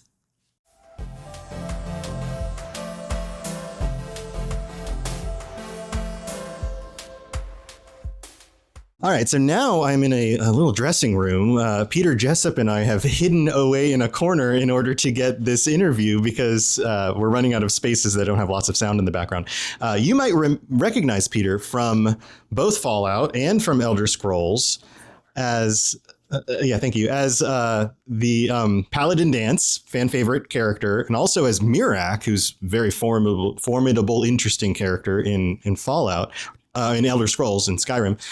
Thank you for taking the time to sit down with me. Glad to be here. So this is fun because I've gotten the opportunity to talk to a number of different voice actors, and I love getting your perspective on playing these characters because other than the animators and the people who are actually designing the physical, the characters themselves and writing the lines, of course, but like the characters and the performance of the characters, I believe are some of the things that really hit people where it counts. And for characters like Paladin Danse, he has a very interesting and unique story. There's people in the Fallout community who'll say, well, he's a synth, so he's not really a person. But then there's a whole other contingent of people who are like, oh my God, I love him. He's the best guy. And he just trying to do the right thing. All of that. What is it like when you get a character as intricate as somebody like Danse and performing and portraying him? Well, it started out, they don't tell you what you're working on when you book the job. So I didn't know, that it was a Fallout game while we were recording it until I got into the booth. Mm-hmm. And like the very second line I had the term ferals in it. And I was like, wait a minute, is this Fallout? And they're like, you know Fallout? So, but the early sessions with Paladin Danse, I just assumed I was the Brotherhood of Steel companion character. Just like all the players did before they got far enough in the storyline to realize that was a little bit more to it than that. And it wasn't until, we'd done probably 5 or 6 sessions at that point. We got to the parts where we find out that he's a synth. And you can develop a close relationship with Danse prior to that revelation coming out. So we'd done all of the affinity dialogue. We'd done all of the romantic dialogue. Right, yeah. So, when you first meet Danse, he's kind of a dick. Right, yes. In the police station, and he's go do this job, make sure you do it right, all that stuff, yeah. I need somebody who can obey my orders without question and all that kind of crap. And then as he warms up to you, you realize, okay, maybe he's just a by the book kind of guy, which is still okay. And then once you get to know each other and you get to the affinity work and you become friends and or, you fall in love or whatever, I liked that character arc. And then they threw this curveball in of him being a synth. More character arc. And I was like, holy crap, this is amazing. Yeah. Because there's so many, my whole life is a lie. Yeah. What actually am I? Am I a person? I've been told my whole life that I know of that synths are not people. Right. And then to find out that I am one and I think I'm a person. Yeah. Bringing this up now, it feels like there are a lot of corollaries between somebody like Danse realizing, oh, I'm a synth and I didn't even realize it, which is one of the big things that happens in Fallout 4 all the time with people who are diagnosed with something they didn't realize they had, whether it is some sort of neurodivergent thing like, hey, you didn't know it, but you've been autistic all these years, or, ADHD or other kinds of things. And I think I'm neurodivergent. In fact, I think most of the people at conferences like this are probably neurodivergent in some way. Do you feel like that's kind of an analogy? Because a lot of times in games and literature and fantasy and those kinds of things, I mean, X-Men is the classic example of, these are mutants, but that is really about racism because it's the 1960s, 1970s, right? Did you pull from a place internally? Absolutely. No, absolutely I did. And the really interesting options that you get with Danse at that point, he's like, you got to kill me. I'm an abomination. I should not exist. Right, because he's been programmed to believe that his whole life. That's his worldview. That's the stand that the Brotherhood of Steel takes, and he's a loyal soldier, and that's like, you've got to do it. And you have to convince him to stay alive. Yeah, it can go very dark places. And it does. It goes to very dark places. And then even worse, you got to jack your charisma way up so that you can convince Maxon to let him go. Right. Because Maxon shows up and he's like, nope, not going to happen. We're going to kill this guy. Right. And Derek Phillips, who is a great dude. He really is. He's a good guy. He's a friend of mine. He does such a great asshole. Yes. You know? Yeah, there are certain people who I interviewed Mark Meir a little bit ago, and I had an opportunity to interview him a few years ago for the Mass Effect Lorecast. And I still to this day have a very hard time playing a male shepherd as Renegade, because the way he plays that character he's such a jerk. Yeah. And he does it so well that I have a hard time doing it. So I feel like this is kind of similar to that. No, that exactly. So that's my take on that whole character arc. Yeah.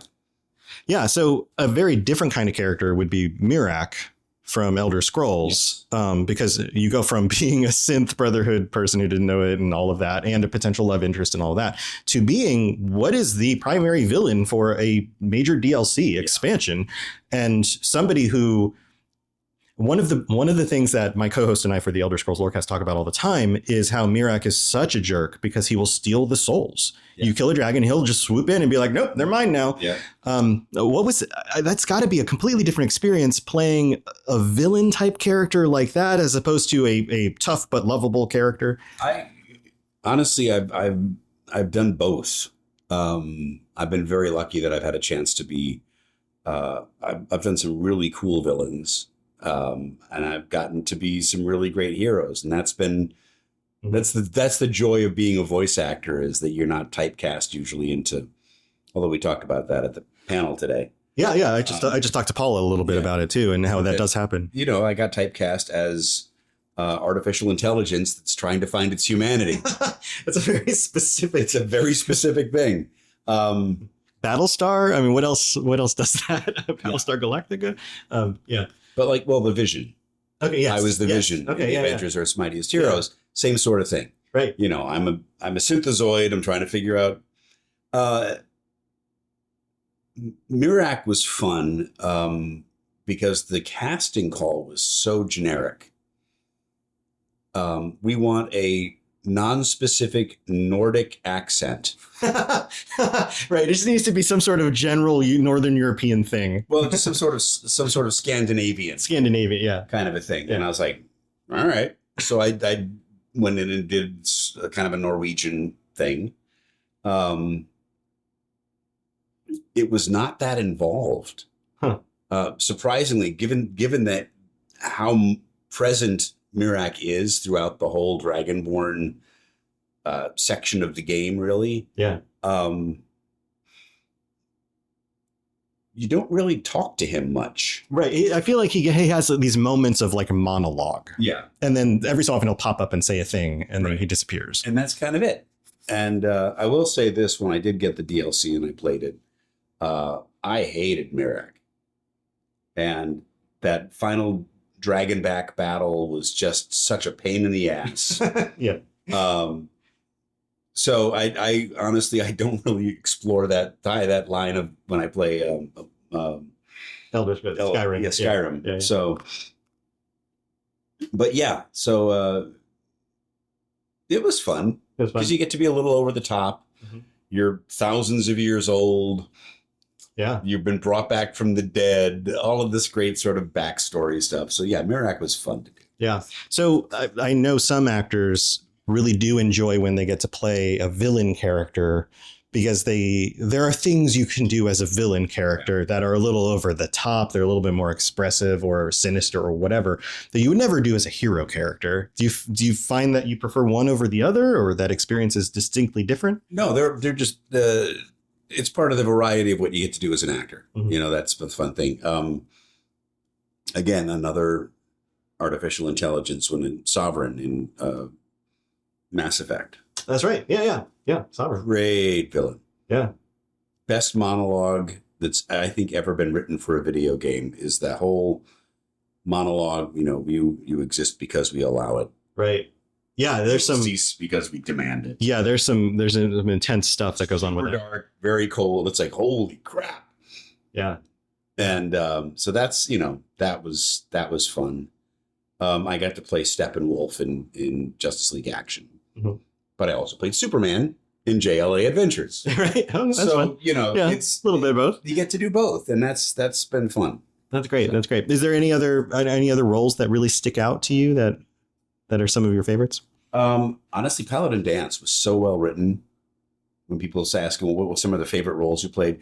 He really is one of my favorites because it's such a deep game. You really got a chance to explore the character. Yeah. And that was great. There was a whole section of the game that we recorded that ended up not getting used. Yeah. And I know people have talked about this. I've talked about this before, where you as the player character can take over the Brotherhood of Steel with Danse as your companion still. Yeah. And I think the folks at Bethesda were like, yeah, that would never fly. The Brotherhood would not. They wouldn't turn that much. Like, well, that one synth is good. No. So they scrapped that whole thing, but yeah, I can see the community having been a little bit upset about that. And they're like, wait a minute, how is that possible? Yeah. Okay. So I know we've got a limited time. It's kind of the end of the day, and I'm sure they're going to kick us out at some point. But last question. Yes. In a future, and you don't need to reveal anything if you're involved with something you can't talk about, but in a future Fallout or Elder Scrolls project, is there a character type or character you know of that you would like to be able to do? With Elder Scrolls, you have all the different races, and so you have funny different accents for each of them. In Fallout, you've got ghouls and robots and humans and all sorts of fun stuff. Is there anything that you'd be like, oh, it'd be really cool to be this? Honestly, I just enjoy playing in the sandbox with these guys. Bethesda's been great. I've done a bunch of stuff in 76. In some of the DLC and that kind of stuff that they put in. And it's, I love the worlds that they build. I love the design of those worlds. Excuse me, the Elder Scrolls stuff has sort of progressed from iteration to iteration. And, so Skyrim's got a very sort of Nordic feel, and Oblivion had a very sort of medieval feel, and, going back. The Fallouts have been consistently cool. Yeah, different kinds of wastelands, but still very much wastelands. Still very much the same design. Okay, so New Vegas introduced Sunset Sarsaparilla. Right. Okay. Yeah. But well, Nuka-Cola needed some competition. You could still have a Nuka-Cola. Right. It was still there. Yeah. And then, Nuka World introducing all the weird Bottle and Cappy and all that. Yeah. Well, Bottle and Cappy, and then all of the different flavors and all the different, That's right, kinds of things you can get. So, that was fun. And Jan Johns, who is Scribe Halen, one of my buddies at Cambridge with Paladin Danse, is also the Nuka-Cola superfan. Yeah. Okay. She does the voice for, I can't think of her name now, but. Yeah. Oh God, I'm so bad at names. But the superfan from Nuka-Cola expansion. Fallout 3. Right. Yes. And then they bring her back in. Right. As she's got. Oh, that's right. In Massachusetts, of all places. Right. Yeah. There's a few characters that make that jump. So, Paladin Danse was supposedly raised in the capital wasteland. At least he thought he was. Right. Yeah. So, Yeah. Well, very cool. It's been very nice getting to meet you and talk to you about this. Are there things that are going on, ways people can kind of plug into what you're doing, or things that you want to throw out there? Say, but they have NDAs. They all NDAs. Are you on social media? Are there ways people can follow your work? At Dad Jessup on Instagram. Awesome. Well, thank you so much for taking the time. Pleasure.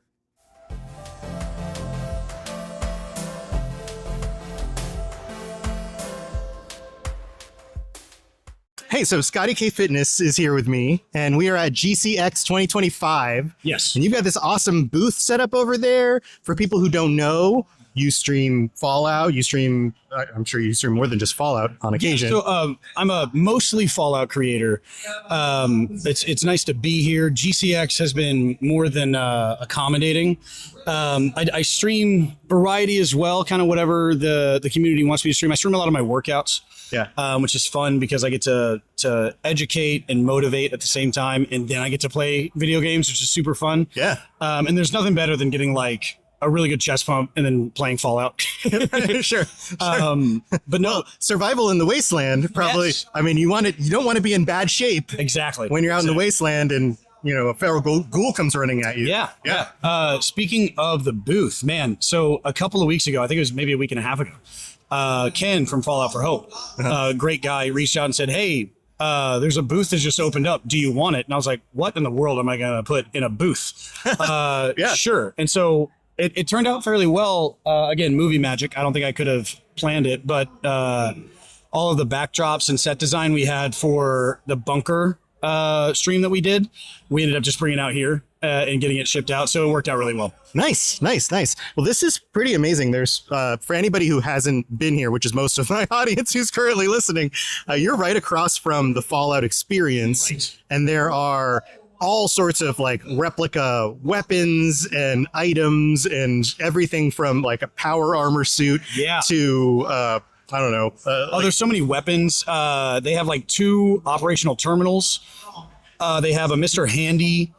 They have so many cool set designs and props there where you can take photos with, and amazing lighting, and NCR Rangers, and a Gatling gun made out of laser rifles. Yeah. And that's operational even. Yeah. But no, it's incredible to be across from them. They're such a really welcoming community as well. I showed up with a couple of boxes of things and a dream in my heart, and they were very helpful. There's a gentleman that's running around attached to them as well that has just this cart full of things to help people build their setups and stuff. And so he's been instrumental as well. It's been really cool. That's awesome. So let's talk Fallout. You're a gamer. It's my game. You love playing Fallout. Yeah.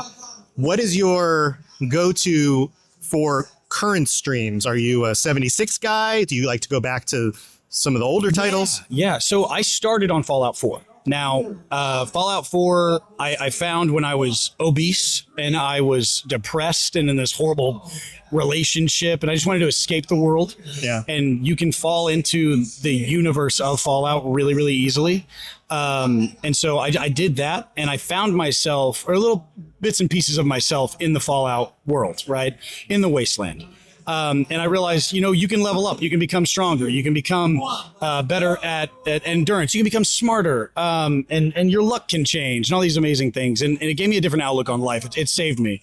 And so Fallout 4 is kind of my comfort game. It's our go-to, but we make it fun. We play a lot of mods to make things either more interesting and more difficult. The Frost mod, for any of the listeners here today, if you guys want to try the hardest mod you'll ever try on Fallout 4, the Frost mod is like punching yourself in the chest repeatedly for hours. It's horrible. I recognize the name. I don't remember all the details. The premise of the Frost mod is that the storyline is out of the window. It is purely survival. And with all your survival mode quirks where you can only save if you sleep, you have to manage food and water and all these other things, but the additional difficulty comes from the storyline being gone, and your character does not start out in a vault. He wasn't asleep for 200 years. Yeah. The air is immediately irradiated. You have to find a gas mask and weaponry. Everything wants to kill you. I got one-shotted by a rad roach. Holy crap. Oh, it's insane. Everything is deadly. You can't go to Diamond City. It's full of rangers, and it's very militant. So it's very hard to level up. It's very hard to find medicine. It's very hard to find weapons. And it's just survival on crack. It's so hard, but it's so much nightmare fun. mode. It is nightmare mode. Yeah, 100%. And the heavy dense fog as well. And the rad storms are very bad. I'm talking 50 plus rads a second. And so if you cannot find a gas mask quickly, you're ruined. Yeah. You're ruined. So, and we played permadeath mode on my Yes. on my stream, so it was a lot of fun. But we do that, and we do like modern weapon mods and things like that. So it's a lot of fun. That's awesome. That's awesome. I enjoy modding. I enjoy playing all the different Bethesda games. I went through a little phase a few months ago where I was modding the heck out of Skyrim again. Sure. Because everybody just keeps on making even cooler mods that come out. Yeah. And I always jump back to Fallout 4 and then mod that some and then play it a little bit. And sometimes I stream these things and sometimes I don't, because it's more of like a, I do the podcasts and things for a living. And so it's like, hey, I'm going to just mess around with this tonight because it's just what I want to do. And to be able to take that and make it into an engaging community experience regularly. I think what a lot of people who come to streamers don't understand is the amount of work it takes behind the scenes, the amount of like streaming is fun. It's a lot better than a lot of jobs I've ever had, that kind of thing. But there's the behind the scenes part. There's the getting the mods to work together. There's the figuring out how, is this something my audience is even going to enjoy? Right. It's all of that. You take a lot of time and effort into things that very rarely pan out. But it is exhausting, because I'm a 30-year-old fitness influencer, which is weird, and I have amazing sponsorships and amazing partnerships with companies and other creators. And you get a chance to stream with amazing people like Batty Streams or One Peg or Professor Broman. And these guys are a part of GCX. And some of them are even a part of Fall Off Our Hope specifically. And getting to stream with these guys is a dream come true, but is your community going to be engaged? Right. Yeah. And it can be exhausting, like I said, but how blessed are you to be tired in a pursuit of your own choosing? Some people are tired on accident. They're being forced into labor that they have to be a part of to pay their bills. And we are blessed to have a community, and not just a community, but an audience and profitability from that. My bills are paid. Which is why we do so much for charity, which is why I was so happy to be a part of GCX, which happened on accident, mind you. Not a lot of people know this. I was going to be here in Orlando anyway for my daughter's birthday.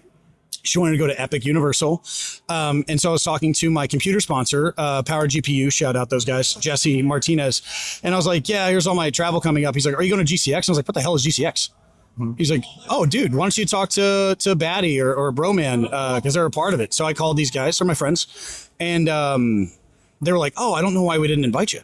Right. We've just been busy with stuff. Yeah. We didn't even occur to so us. they were like, yeah, you can come out. We'll get you out here. And then they were like, hey, would you mind streaming for a couple of hours just for the GCX marathon? I was absolutely. I would love that. And so it's supposed to be 4 hours in my garage. And then I took an Adderall and had an idea.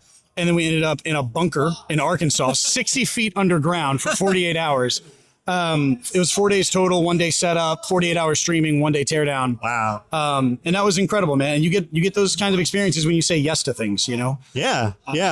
And that right there is kind of social media and streaming and community around that in a nutshell, because if you believe in a cause and you truly have passion for it and people can see that, they will rally around it. And I can't think of a better cause to run into a bunker and lock myself inside for 48 hours. Yeah. Helping children. Yeah. Helping children and people in need overall, Sure.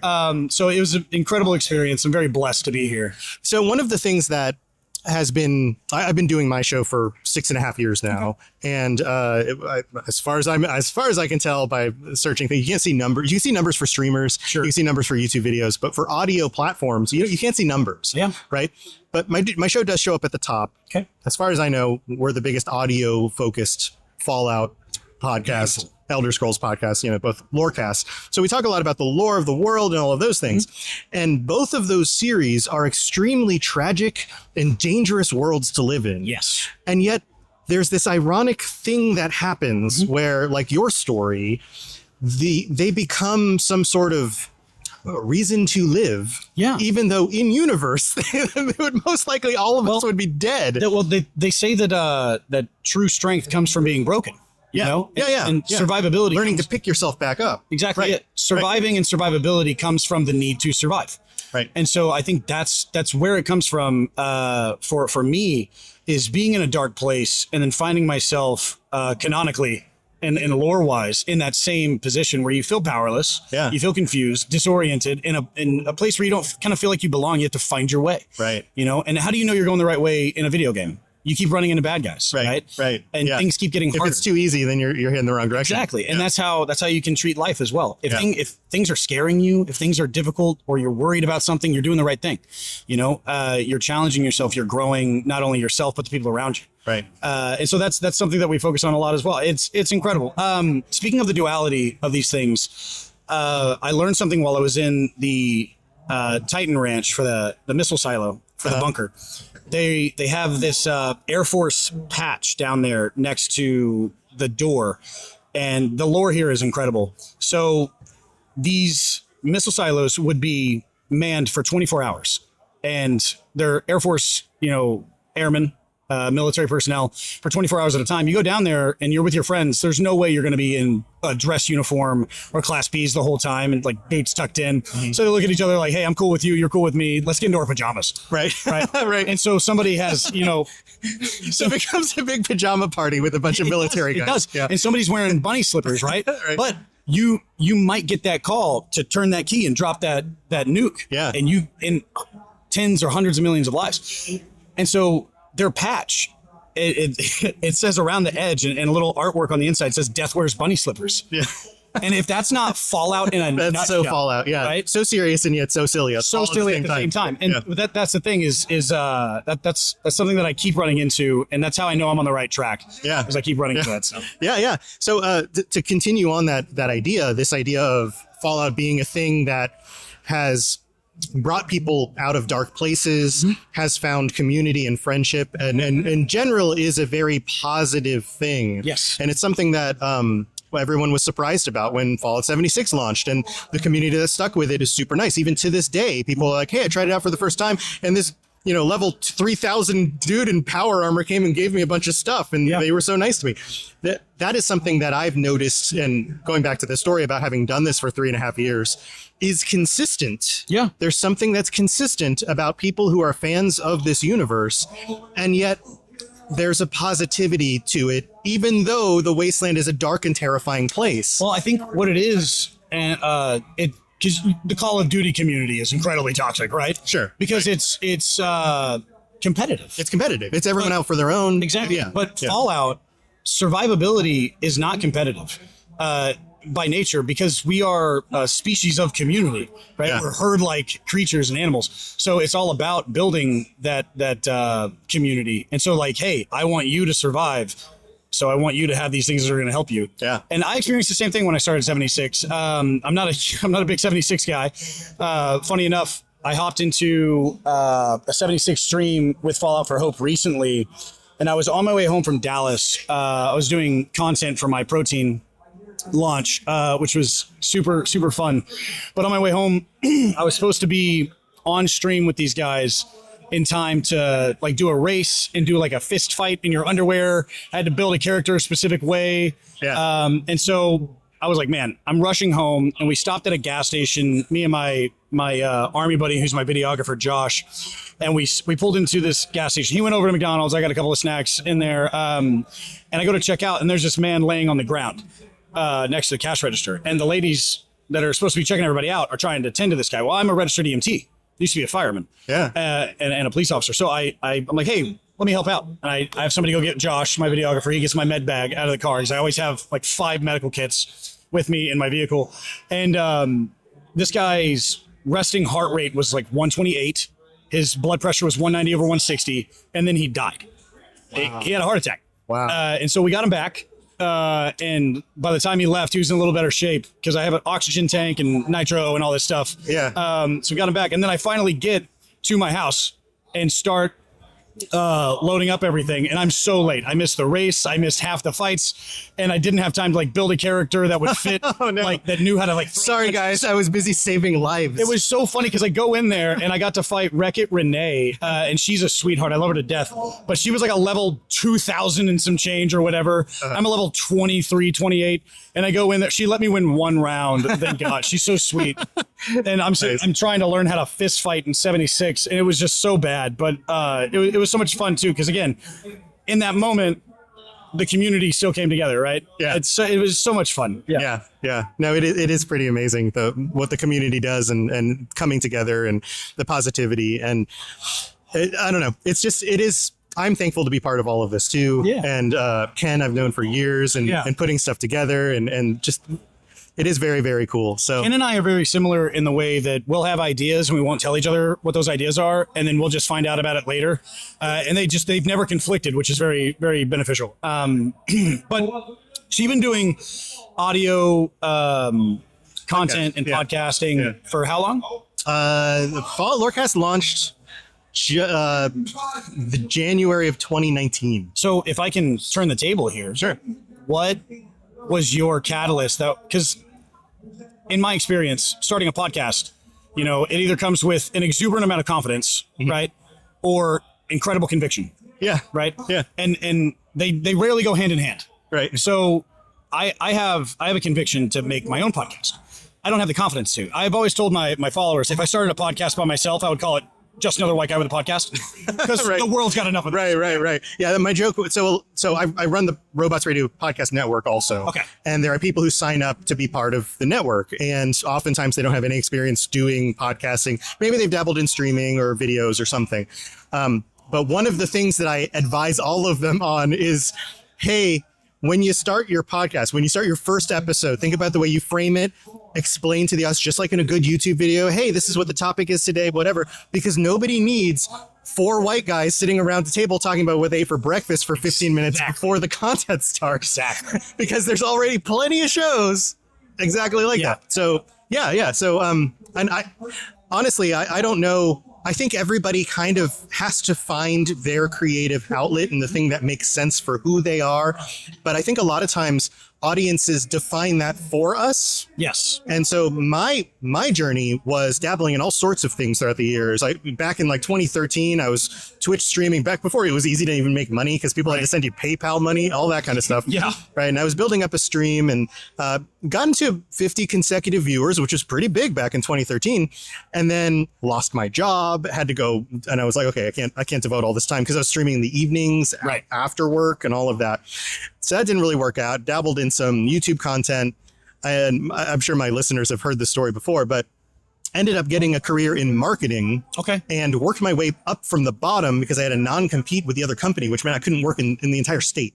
So started back at square one, worked for marketing in startup companies, learned a ton about that stuff. And then once that stuff clicked, I was able to apply that to my newest endeavor at the time, which was the Fall Lorecast. And just understanding, okay, and when you say marketing, most people think advertising. That's just an element. It's a small element. It's a small element. When you're thinking about starting a stream or starting a podcast, you need to identify who is your target audience. Is there demand for the thing that you want to make? In fact, it's probably better to do the opposite and go, what is there demand for that doesn't exist? Or what is out there, but I could do better? Yeah, what are you good at? What am I good at? What are you passionate about? What are you knowledgeable for? Because I tell a lot of people, I get people that ask me like, hey, how do I start making content? Because on TikTok is my main platform. We just hit 4 million followers. On Instagram, we're at 1.5 million. And people are like, and that happened in a year, mind you. Yeah. I was at 750 followers and I made $1 million in 38 days. So I was on my heels. I was a fireman. I was a failing paramedic student. Not the brightest crown in the box, but I caught lightning in a bottle and I ran with it. I said, yes.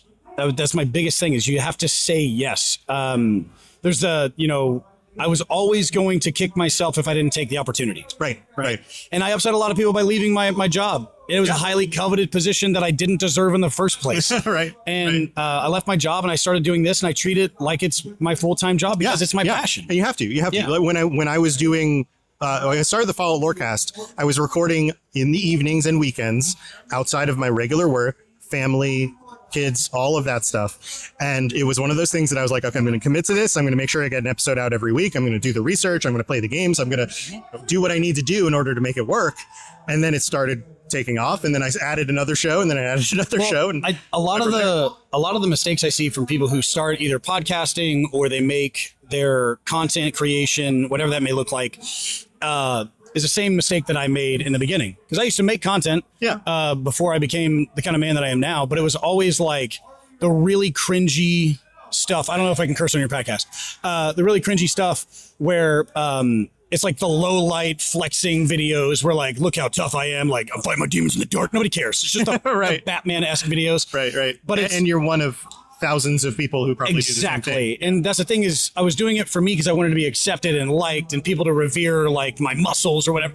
The ego was in the front of everything. Yeah. And I learned to let go of that and started making content with the vein of what am I providing to a community? Right. What am I giving? Right. What am I knowledgeable enough to give? Right. And so that became the mental health aspect. It became nutrition.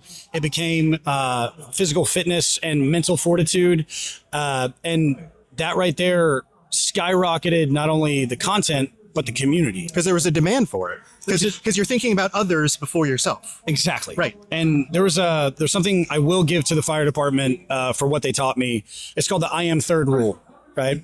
The first on your priority list are the people who called on you, the people who need you, the people who need help. Yeah. The second are the man and women to your left and right.